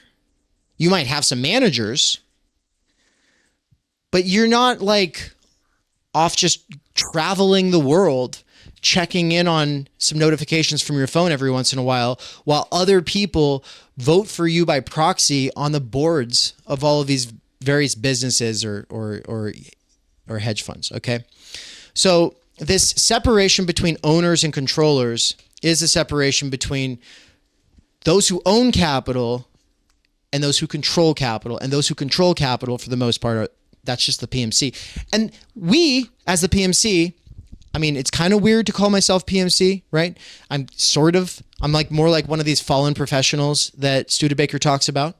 But let's just say we, insofar as we participate in the life of the mind and all of these products created by the PMC, and we take these cultural products seriously, like theory, or insofar as we have some glimmer of possibility on the horizon, on our actual horizon of possibilities for getting a six-figure salary someday, or for maybe getting into some kind of a teaching gig where you could maybe someday get tenure, right? Insofar as that's even possible on your horizon possibilities, yeah, you could say you're kind of PMC. We obviously don't control capital in any meaningful sense, right? But we absorb and study the material that comes from the class of people who historically have. And so it's something we want to be aware of. and keep track of. Okay, so I just hit on all these 5 points. I feel like one of the biggest ones, if you just remember one outside of the harsh empirical reality, just remember advanced workers, the ones who were trusted and the ones who knew how to do everything, the ones who were not so easily replaceable in case of a strike, they got replaced by credential havers and degree havers. Okay, that's a big deal. So the PMC is important for understanding the post-class fractured mass for all the reasons that Anne already hit on. Obviously, for its role in kind of prioritizing certain symbolic or cultural issues, and for presupposing and reifying certain means for social change as opposed to other ones. Right? We could talk about some kind of a responsibility, but it's kind of hard to do because these are well-meaning people. Like, these are well-meaning people, whether they be left or right. It tends to be the case that they are looking to live out their calling. They want to be good people, and they're doing so to the best of their ability. I think that's a good assumption to make, especially to break free of some paranoid conspiracy theorist way of thinking about these things. Yes, of course, we can always think of some asshole version of any one of these people, but that's some kind of a dumb stereotype, and it's not worth taking too seriously. I like to assume the best of anybody and everybody who I possibly can. This is why I was giving Solitariat such a hard time for going after Russell Brand and assuming that he's inauthentic in his conversion to Christianity. I think, and it's fine. At the end of the day, it's just a difference of opinions and approaches. But I think it's much better to always assume that a person is what they say they are and just kind of take them at face value and then go, even then, functionally, what are you doing? Right? Even then, functionally, what are you doing? And the PMC today keeps alive 3 specific visions of what it is to be a person and what it is to be deserving, right? So we'll put those up really quick. 3, actually, you know what? This belongs to representation, right? They can see this. Yeah, they can see this. This belongs to representation. And so I'll put it up here. But we have the petit bourgeois deservingness. And petty bourgeois deservingness is mostly kept alive by Republicans today, though it's also kept alive by obviously libertarians and neoliberals. But basically, it's the bootstraps, pull yourself up by your bootstraps, hard work pays off, hustle and grind, hustle and grind. So that's the petty bourgeois ideology. Then we have the petty PMC ideology. What would be the petty PMC ideology?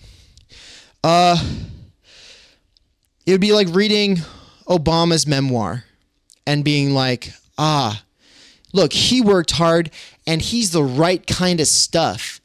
He applied himself to his studies and he cares about the world. And he's black. And I'm reading this and I'm not racist, or I myself am black and I also want to be smart, or I am smart. I also applied myself in my studies. Therefore, I'm deserving. So PMC deservingness is different than petty bourgeois deservingness. Petty bourgeois deservingness is just you create value. You know how to make a profit. Insofar as you can you can turn time into money. Therefore, you are deserving. Petty PMC is like you turn time into righteousness. You turn time into, what did you say, Ann? Meritocracy, excellence. Well, both of these are forms of meritocracy, right? But the PMC one is one that's related to titles, right? Whereas the other one is related to profit. And then finally, the other one is just consumerism. And so, insofar as you are a worker, you deserve to be able to buy the things that you want. You deserve to be able to have quality video games and quality chairs and quality food, right? And so then a million different things that the PMC will focus on at the representational level are going to be forms of consumption, right? And so quality products, right?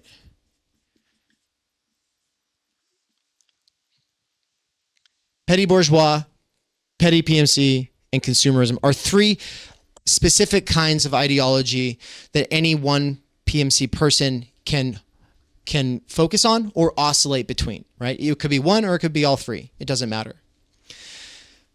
My point is this, going back to Weber. Yes, so the petty bourgeois, time is money, Benjamin Franklin. This was an idea that had to be sold to people. And Franklin was very good at selling this idea, right? It's an idea of deservingness, and it had to be manufactured, right?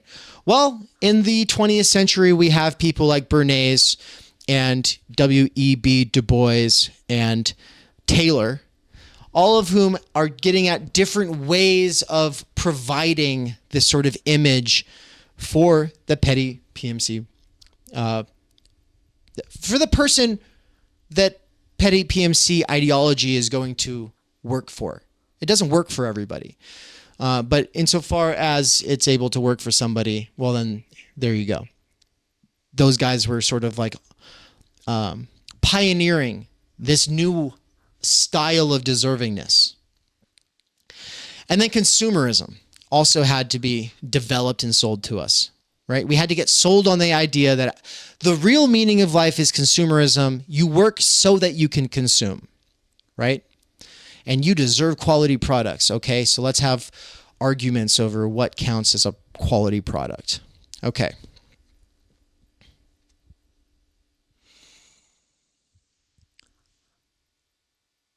Now, I think in the last 20 minutes here, what I want to hit on is a little bit more of the medium and the mass, and what is meant by mass, which is really what we're getting at when we talk about the post-class fractured mass. And why we care, what we need to do about it, right? Because if the takeaway from all of this is some kind of black pill, oh my God, we're so fucked, I think you're missing the point. In fact, I think it's exciting to realize that crude materialists are wrong. I think it's exciting to realize that this is not so simple as some old base versus superstructure. I think it's exciting to realize that the three major forms of ideology that work today for people were manufactured, are socially constructed. Yes, there's some kernel of truth in each one of them that's not just constructed, that it's getting at something. Otherwise, it wouldn't work. It's getting at something like the truth of the desire of the subjects for whom this works. It's also getting at something for the people who espouse these ideas insofar as they mean it. But also the socially constructed nature of it and the fact that ideas really do matter should be exciting for us when we're thinking, oh, okay, so what does that mean? When we're thinking about large-scale structural change, there's potential here. There's potential that we can better understand the post-class fractured mass, and in better understanding both it and the conditions of possibility for that fracturing, that we might be able to come up with some kind of a new approach. And that some kind of a new approach could render absurd these other three approaches, could reveal the lie that they are, could, I like this, just say, render them as absurd. They are absurd. They all have a kernel of truth, and that's why they're not completely ridiculous or wrong. But like the absurdity is that these are old ideas, right? When we think of the consumerism, we really think of like the 80s. When we think of the petty PMC, well, this is idea coming from the rise of the professions and of progressive education and sort of this approach, this civically engaged managerial revolution approach. And when we think of the petty bourgeois person, we're thinking about the person who like works hard, saves money, and starts their own business. Like all of these are like noble ideas, but like they're kind of out of context now. What would an idea be like that could render obviously absurd these ones? Well, that's what Time Energy is supposed to get at, right? To properly be any of these three things in any of the dignified senses that take seriously that kernel of truth that each one of these is based upon, to truly actualize that kernel of truth in either one of these three things would require time energy, right? You need time energy to actually make anything of real value as a sort of self-motivated, self-starting entrepreneur. You need time energy, even to have a good idea, much less like to be an inventor, right? Benjamin Franklin had relative time energy. He was very good at putting on this air of industriousness and always being busy, but he spent a lot of time in leisure, actually. The petty PMC thing. Well, yeah, professional standards have gone out the window, right? The university is losing credibility all of the time. And it's because it's easier for us workers with earbuds to have a better sense for the primary texts that are supposedly monopolized by these professions than the actual people who teach them, because the people who teach them are so busy, stretched thin, overworked, underpaid in the neoliberalized university. So the standards have gone down at the university, while workers with earbuds, if they love multitasking and they're interested in these ideas, are able to accelerate their own development and have a better orientation in these fields. And if that's not been proven yet, it's at least something possible that we believe maybe we could cash in on, right? Maybe we can actually do that, right? We're all kind of like hedging our bets here, right? But that's why we have this conversation about rigor. What does it mean to do rigorous research, where it's not just like, oh, I saw a movie, now I'm going to apply this idea of the body without organs to this movie, right? Like that's the sort of low quality PMC literary criticism approach.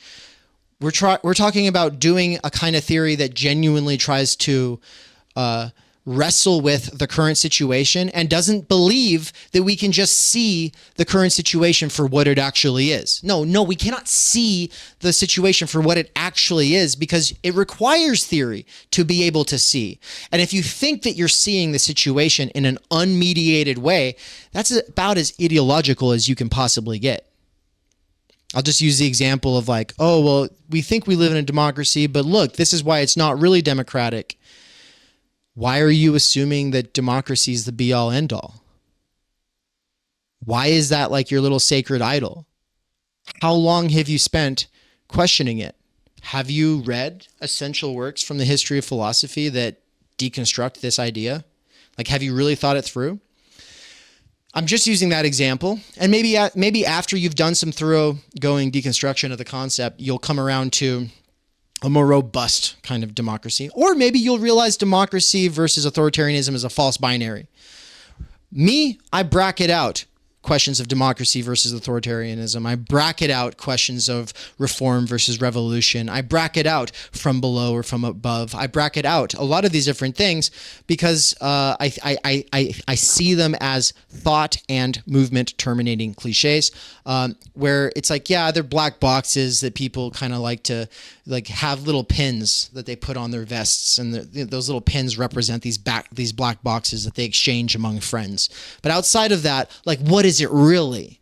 Well, I'm interested in hearing your thoughts after you've spent a year doing Benjamin Studebaker's Introduction to Political Philosophy next year. So talk to me in 2026 after you spent 2025 doing Benjamin Studebaker's Introduction to Political Philosophy here at Theory Underground.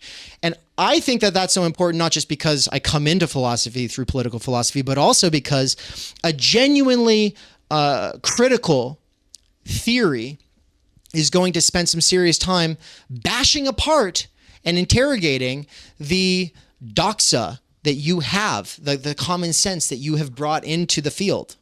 And all of the common sense that we bring into any theoretical field is always already political, right?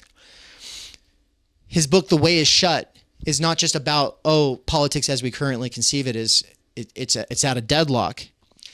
It also lays the basis for the situation that we have to come to terms with if we are to conceive of some new idea. And that takes time. And we live in a time when we don't have time. But don't worry, there's plenty of people who are acting like they don't have time, and therefore they're running around doing stupid things, and it doesn't actually achieve the ends that they desire.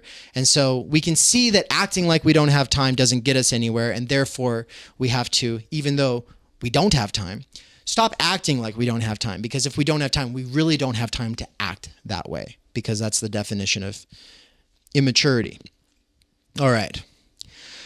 So that raises the question then of what a genuinely critical theory would look like, right? But there's a couple last steps before turning to that. I said that I wanted to talk about the medium. I wanted to talk about the medium as the massage to the medium as the mass age versus the social. And for that, I just feel like I would be doing everyone a disservice if I didn't at least read a couple of quotes. And so first quote I want to read is from Understanding Media, because Marshall McLuhan thought that new technology was going to be the opposite of traditional technology, in that he thought it would make it so that instead of this fracturing effect that occurs with industrialization, you got to think about how fracturing of the skills and traditional trades or crafts industrialization was. Instead of making the whole saddle, as in the saddle maker example from Adam Smith's Wealth of Nations, instead of making the whole saddle, you're just putting one single thing onto a saddle all day, every day in a factory, right? That's a fracturing effect. On page 8 of Understanding Media, this edition, I don't know if there's different editions with different pagination. It's not called pagination. That's skin color, right? Or is it called pagination? Oh no, it's pigmentation. I'm getting pageant. Yeah, it is yeah, I was like, am I saying the wrong thing? No, I'm not. I was right all along. Page 8. He says the restructuring of human work and association was shaped by the technique of fragmentation that is the essence of machine technology. The essence of automation technology is the opposite. It is integral and decentralist in depth, just as the machine was fragmentary, centralist, and superficial in its patterning of human relationships. Well, we definitely have decentralization, so he's only half wrong. We have this sort of decentralizing capitalism that Deleuze and Guattari are so good at talking about in Anti-Oedipus, but it's not integral, or it doesn't integrate shit.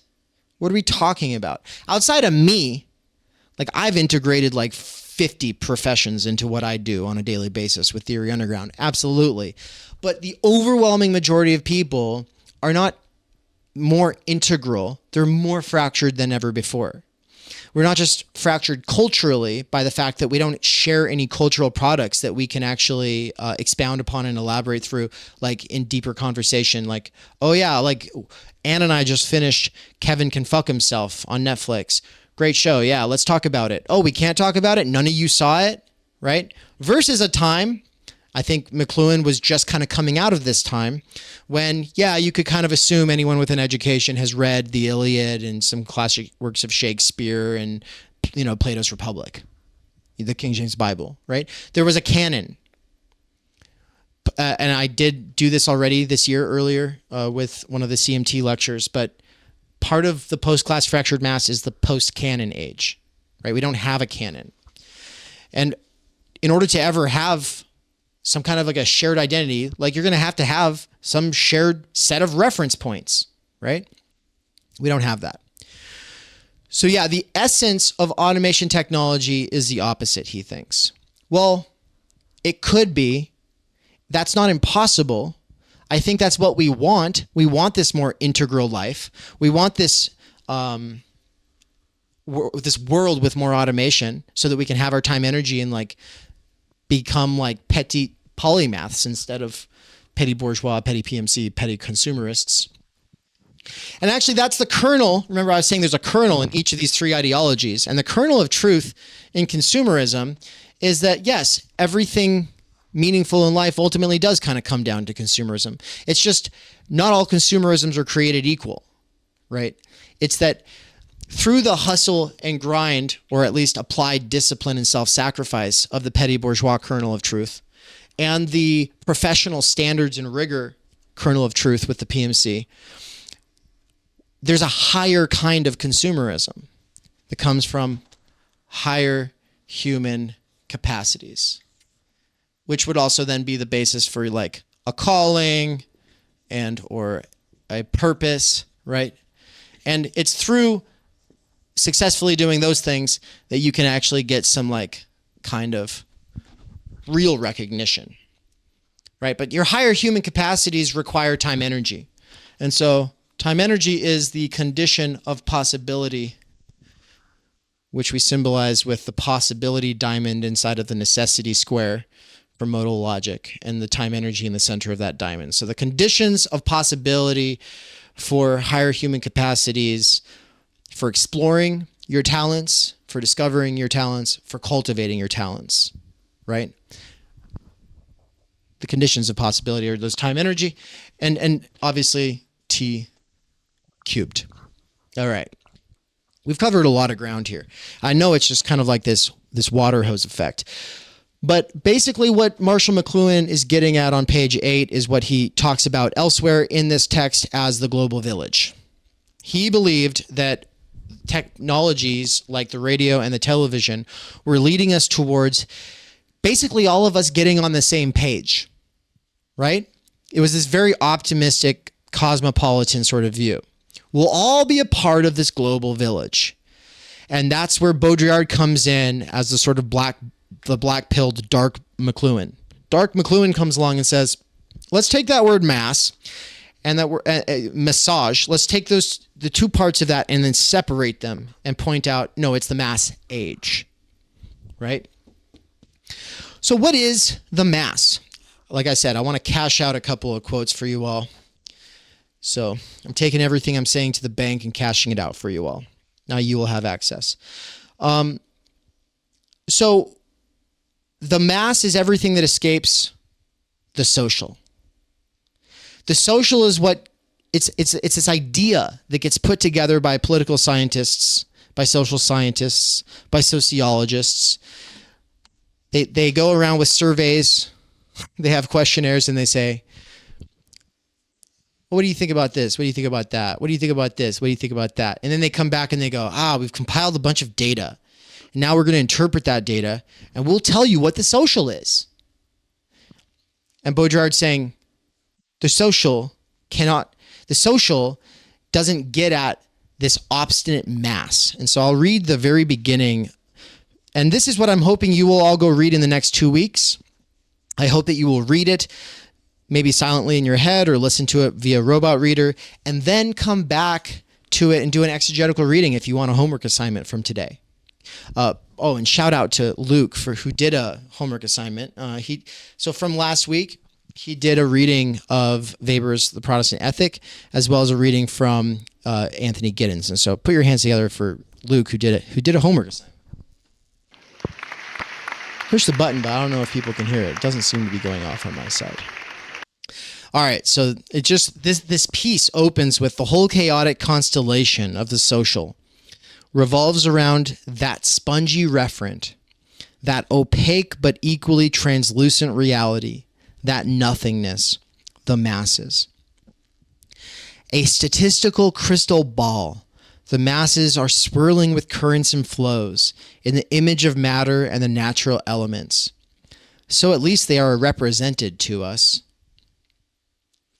They can be magnetized. The social envelops them, like static electricity. But most of the time, precisely, they form a mass. That is, they absorb all the electricity of the social and political and neutralize it forever. There's an important translator's note. Throughout the text, Baudrillard condenses la masse and faire masse, which allows him to make a number of central puns and allusions. For not only does la masse directly refer to the physical and philosophical sense of substance and matter, it can just as easily mean the majority, as in the mass of workers, or even the electrical usage of an earth, right? To ground out an electric current, you use the earth, right? All right, so faire masse can simultaneously mean to form a mass, to form an earth, or to form a majority. All right, so I just think that's a very important point. And then I want to hit on a couple of these quotes. And so one of the biggest differences between the mass in this post-class fractured mass sort of sense that we've given it, and the what was prior to the mass, the mass produced by the medium today. The main difference is that in traditional societies, there was this thing called symbolic bondage, right? You belong to certain groups on the basis of your sex, on the basis of your age, on the basis of rites of passage you have undergone, on the basis of bloodlines that you were born into, on the basis of titles that you had symbolically bestowed upon you by someone in a position of authority. That's symbolic bondage, okay? The masses do not live under symbolic bondage. They have been liberated. The masses have been liberated from symbolic bondage, and now they live in infinite networks. That's his point. We've gone from symbolic bondage to infinite networks. And so page 37 of this edition, the semiotext edition of In the Shadow of the Silent Majorities, he says, to want to specify the term mass is a mistake. It is to provide meaning for that which has none. One says the mass of workers, but the mass is never that of the workers, nor of any other social subject or object. The peasant masses of old were not in fact masses. Only those form a mass who are freed from their symbolic bondage, released only to be caught in infinite networks, and destined to be no more than the innumerable endpoints of precisely those same theoretical models which do not succeed in integrating them and which finally only produce them as statistical refuse. This is a serious call of conscience for us as petit bourgeois, petit PMC consumers who want to do something more than just be DIY spokespeople for any one or all three of those ideologies, or the kinds of people who line up to feed off of and nourish themselves from these ideologies. If we want to get the pulse of the post-class fractured mass, if we want to go out and do our own empirical research, if we want to do alien anthropology so as to develop a more robust sense of who is the regular working person, right? We need to undergo a serious critique of social science itself. Baudrillard, Bourdieu, Latour, three of the most infamous, I'll just say Baudrillard's the most infamous social scientist, and that Bourdieu and Latour are two of the most famous and drawn upon in the social sciences. But all three of them are radical critics of social science, of the way that the survey produces the answers that it's looking for, of the way that a concept itself can create the thing that is being talked about. And we will get much deeper into this later, but for right now, I just want to draw your attention to a couple of examples from our boy Bourdieu, who, by the way, was Baudrillard's mentor, and he was on his thesis committee, right?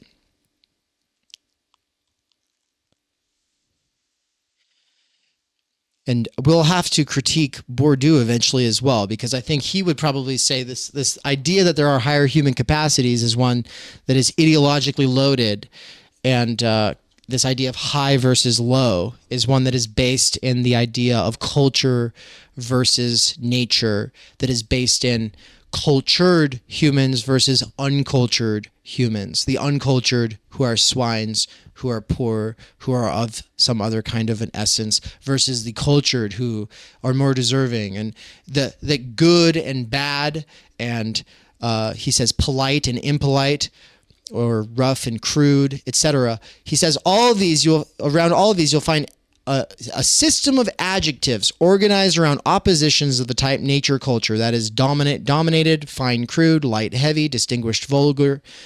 I must repeat the fact that culture is constituted in opposition to nature, in the sense that cultivated people are constituted in opposition to people with no social qualities, who live in society in the raw state of the brute.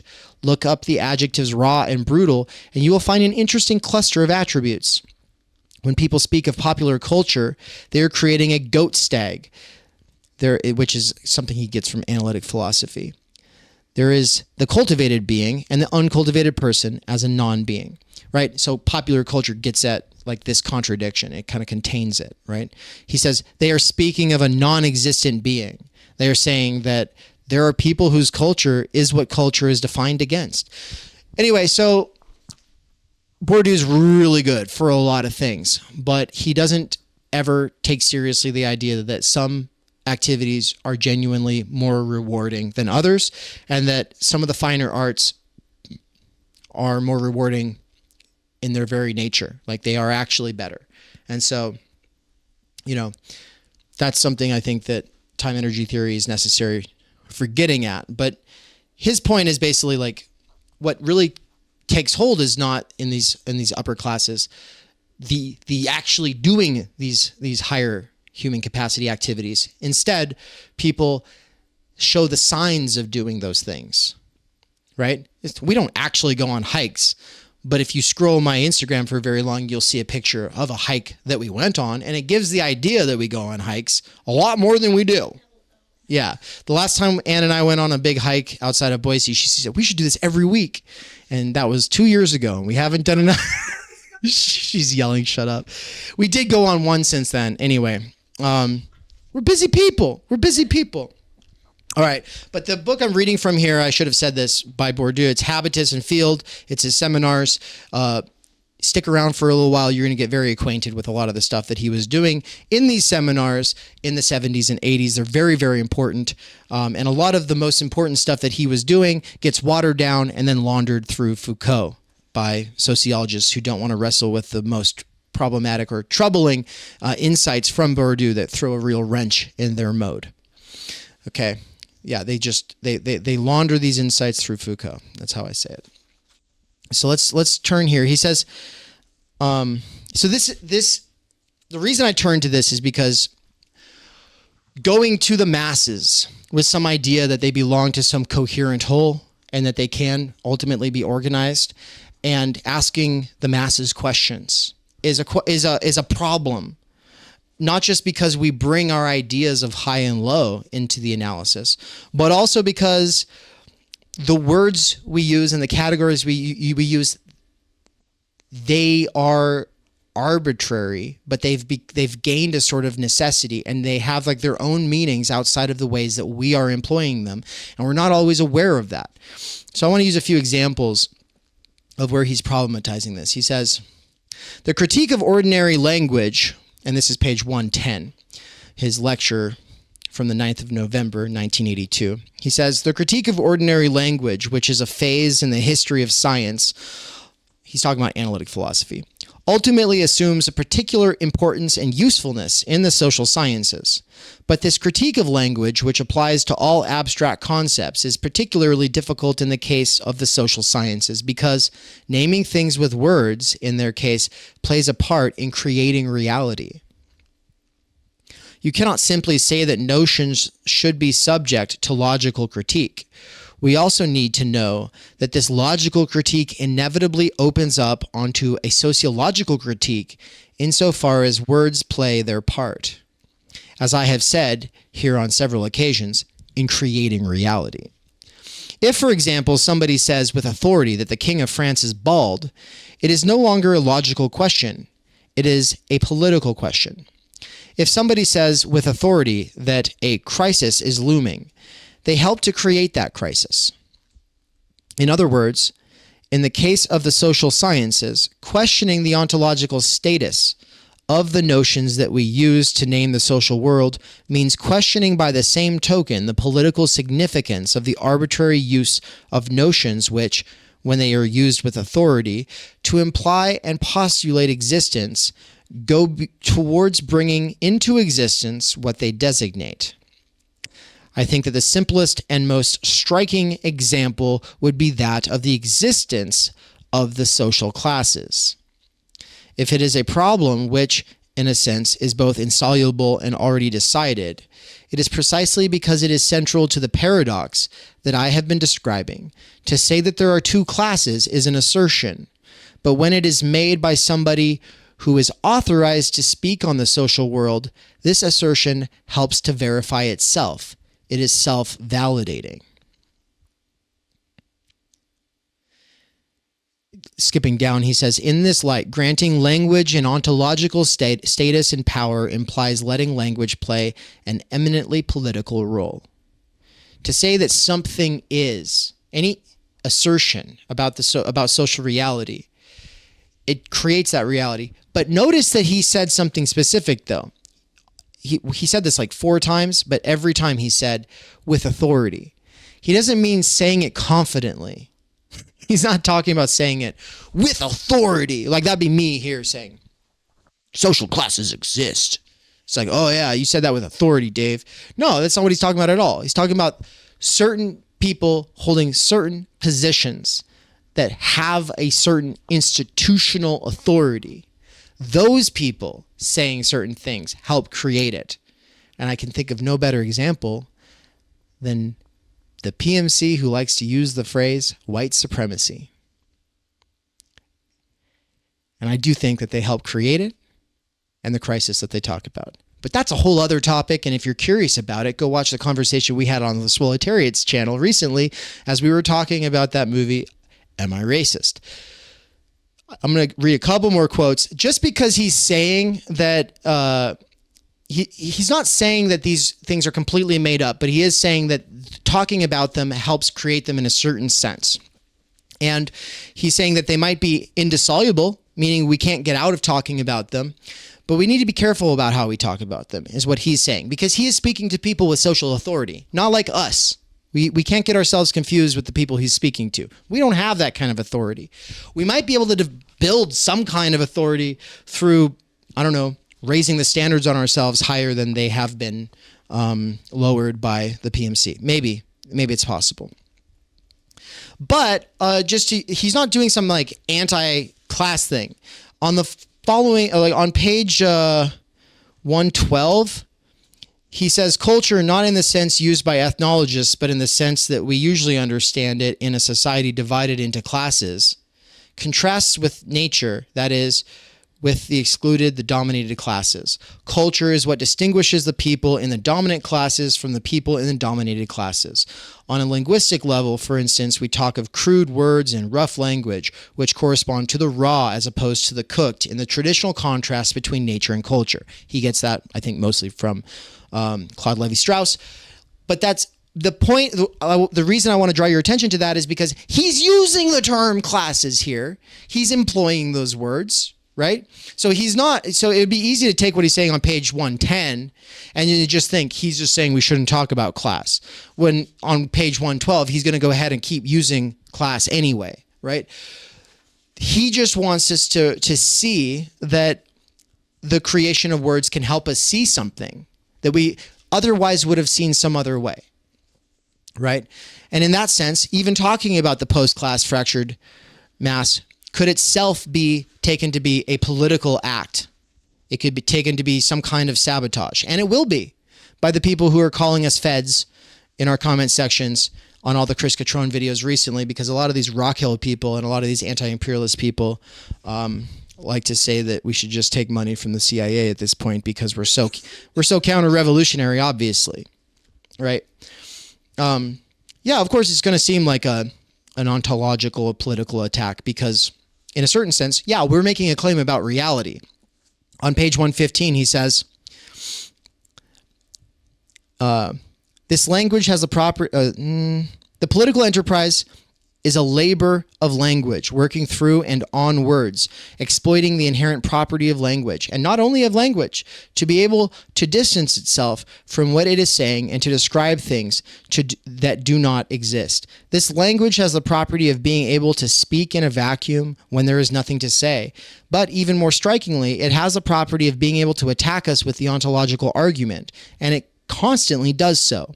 In fact, today I have drawn on the Kantian intention, which is to say, take care, for when we say the concept exists and therefore the thing exists, or even often enough when we don't say it, we are mounting an ontological attack, and that is a political attack.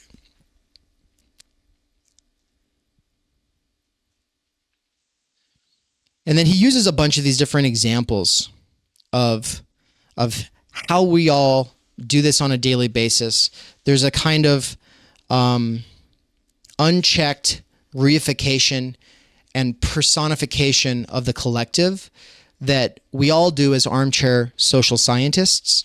And we do it whenever we say, the state thinks this, the state wants that, the state decided to do this, Republicans decided to do that, Democrats did this, Capital does that, Capital wants this. All of these are reifications and personifications of the collective. These are all ideas and problems that he's taking seriously because he sees how fucking dumb sociology is becoming and social change is becoming. Bourdieu is well aware that ultimately what's going on in the PMC is mostly this sort of virtue hoarding, luxury belief cultivating, forms of social and cultural capital grabbing, accumulating, symbolic games. And that's what he made his whole life into pointing out. And then Baudrillard is going to come along and take those insights and run with them. So is Bruno Latour. For the next year, this is a theme that I plan on coming back to over and over again. All right. And so this is kind of just your sort of intro look at a direction we're going to be going. And it's not because we just want to deconstruct everything. No, it's because we want how we approach people to be more critical so that we can actually get a sense for what is a way of actually, if not representing people, sort of organizing people in a post-trust society. That's what we want to do. And I do think that, doing empirical research in alien anthropology, even if it doesn't tell you what the masses actually think, right? It gives you authority for speaking on, for instance, you say, well, I don't think most people think that. I've been interviewing people for the last several years. I always ask them questions related to this. I've not met anybody who thinks what you're saying people think, right? And so it does provide you the authority to, if sociology is a combat sport, like Bourdieu says, put another social agent in a sort of headlock to disarm them of their perceived authority. You have someone who's spent a lot of time looking at graphs, and then they come along and they tell you what social reality is, right? We are on the side of the unrepresented mass, the post-class fractured mass. We're on the side of it, even if we can't represent it with statistics, because it is what escapes that kind of representation. We might not, through alien anthropology, be able to say this is definitely what people think and what people want, but we can systematically preempt the moves of professional managerial enemies and render their maneuvers nothing more than misses, or to steal them of their strength. That's basically the main stuff. I wanted to do this whole thing where I talk about how the PMC is really all about telling you that you want this, right? I was thinking about making the whole lecture kind of revolve around this statement. You want this. And democracy is one example, but pretty much statistics and statisticians, when they say, oh, the people want this and the people don't want that. Oh, the people wanted Trump. Oh, the people didn't want Trump. Oh, it's just this big argument over what you really wanted versus what you didn't want. And it's always this claim about the social, and it's an ontological assertion in the sense that Bourdieu is saying. And we have to deconstruct the you and the want in the you want this. Who is the you? Who is the you being interpolated? Going back to the documentary that Anne and I were watching with Nance the other day. I hope some of you got a chance to see that. It's called The Merchants of Cool. The you the advertisers are picking out is not the teenager as a human being, but is their lowest, most base instincts. So we'll go to low culture. I know Bourdieu's rolling over in his grave, the fact that I'm going with this high versus low culture thing. But what we're talking about is the mook versus the midriff, right? The mook is the fuck boy, doesn't take anything seriously, he's always goofing off. And the midriff is like some early sexualized female object who just wants to have a good time, right? In the 90s, it was Britney Spears. Well, it's funny when Anne was talking about midwifery, and how the PMC took away from women midwifery, and I was thinking from midwifery to midriffery, yeah. And so the midriff being like, oh, they show their belly button and they just want sex, and the mook, the fuckboy, the goofball, both of these are latent capacities in every population of adolescence. Both of these are a kernel of truth about those human beings in that population. What advertising is doing is saying, that's your truth. That's who you are. And what we're showing you, what we're representing as the mere mirror in the superstructure is just what you actually want. And it's who you actually are at the level of your base. You want this. And so we cannot stop with democracy and just trying to represent the social, because what can be represented in terms of where people are currently at and what people currently want is not enough. The concepts we have for thinking of that need to be deconstructed, and desires, new desires, specifically for time energy and time energetic institutions, must be created.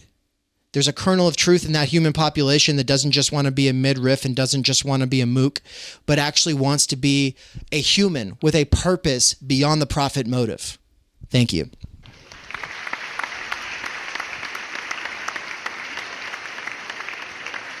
Can you hear me now? There you are. Yeah, we can hear you. Yeah, I mean, I loved everything you guys did today. And I think the mileage you're getting out of In the Shadow of the Silent Majorities is fantastic. I love the five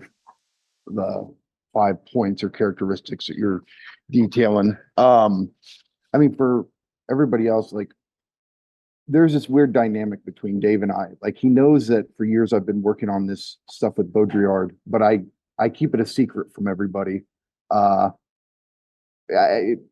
Just because I don't want my reading of Baudrillard to get out before I write my book, basically. But what I love is this moment where I'm like, man, Dave and I are thinking along very similar lines, and developing this stuff in this particular book, because this is one of Baudrillard's most important books, in my opinion. I think it's one of the most that's relevant to us in particular. And so I was sitting here the whole time, loving what Ann did, loving what Dave did. And I was like, okay, I'm actually gonna share a concept with all of you, but really with Dave, just because I had so much fun hearing this lecture. So this is a little, I guess, snippet of things to come. But it's basically a paragraph from my main book that I've been working on for years, but I'm just going to read the paragraph.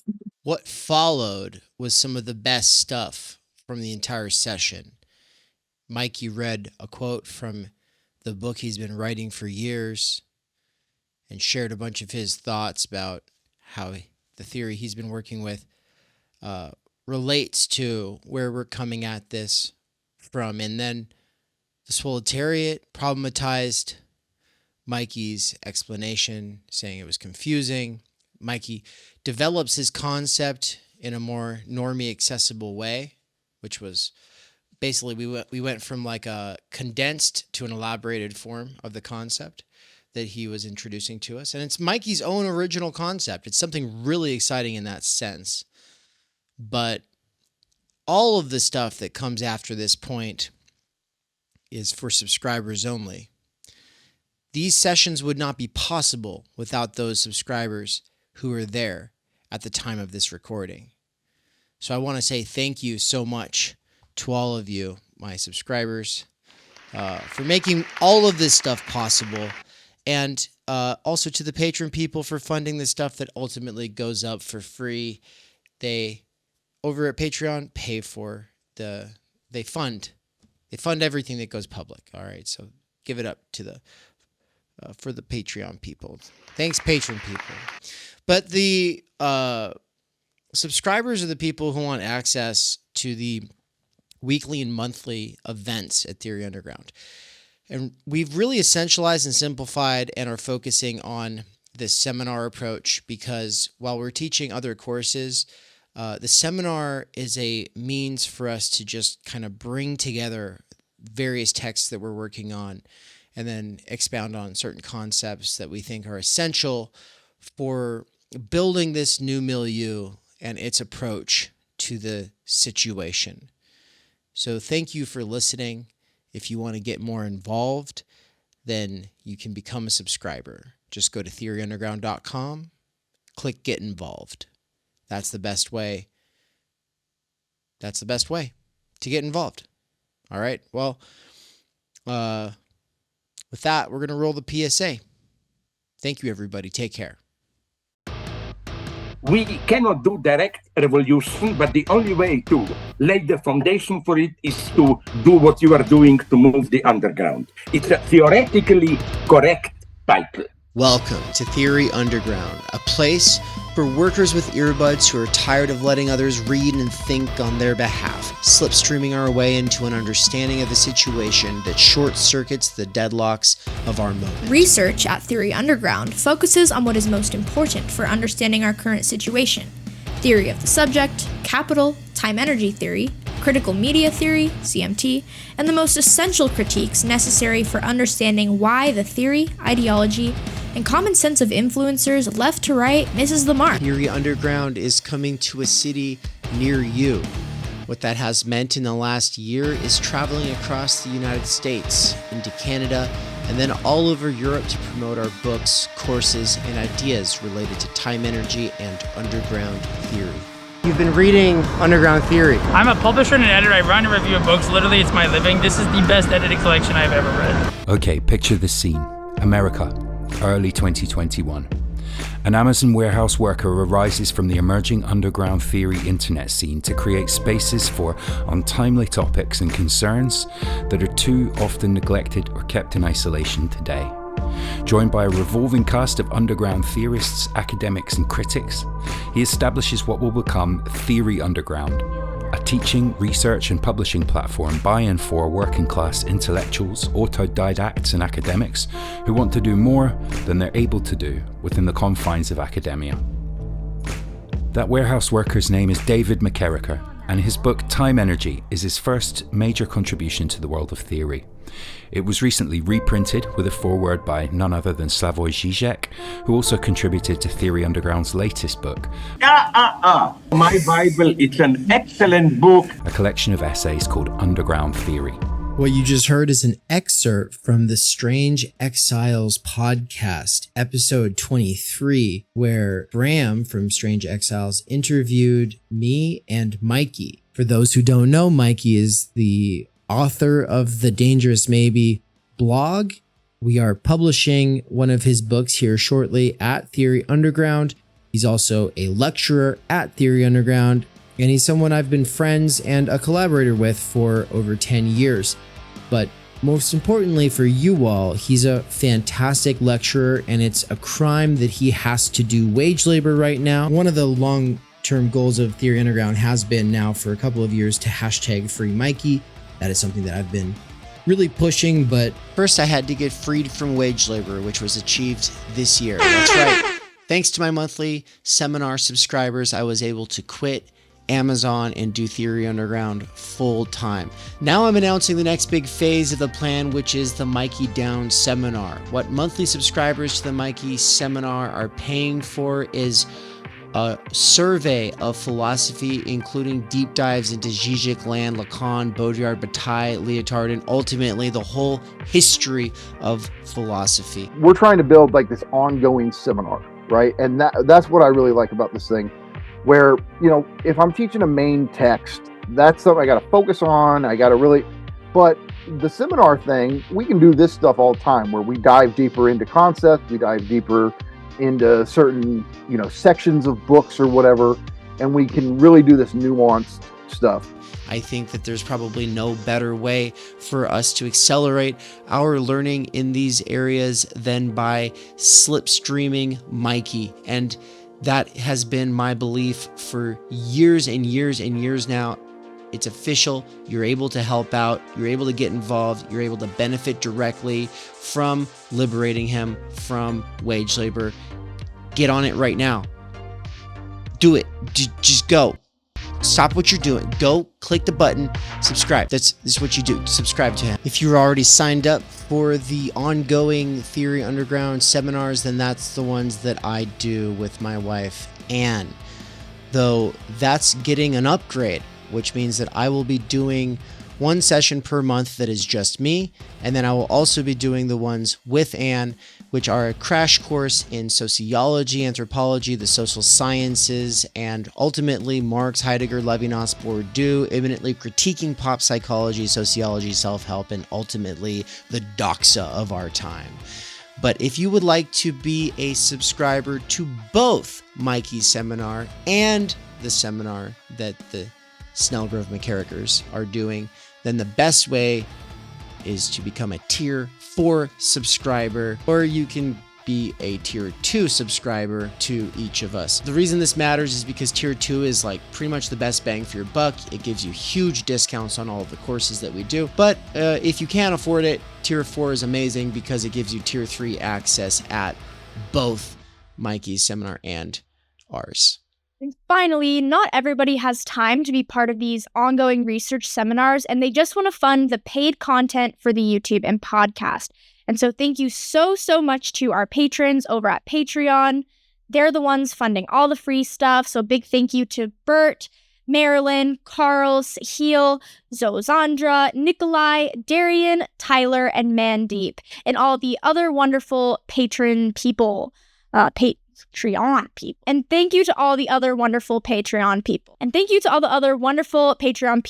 you so much to all of you patrons, and also to the special subscribers and the paying subscribers. Oh my god, it's just so awkward. Thank you, Patreon. Patrons. Thank you. Oh, okay. And to all the other wonderful patrons. Thank you so much, all you patrons. And also a special thanks to the subscribers on the YouTube side, as well as the paying subscribers over at Substack. Why can't we do this? God, you guys, just thank you. Thank you, everyone, for making this bullshit possible. Thank you to the subscribers. You do it. You did so good. Thanks, guys.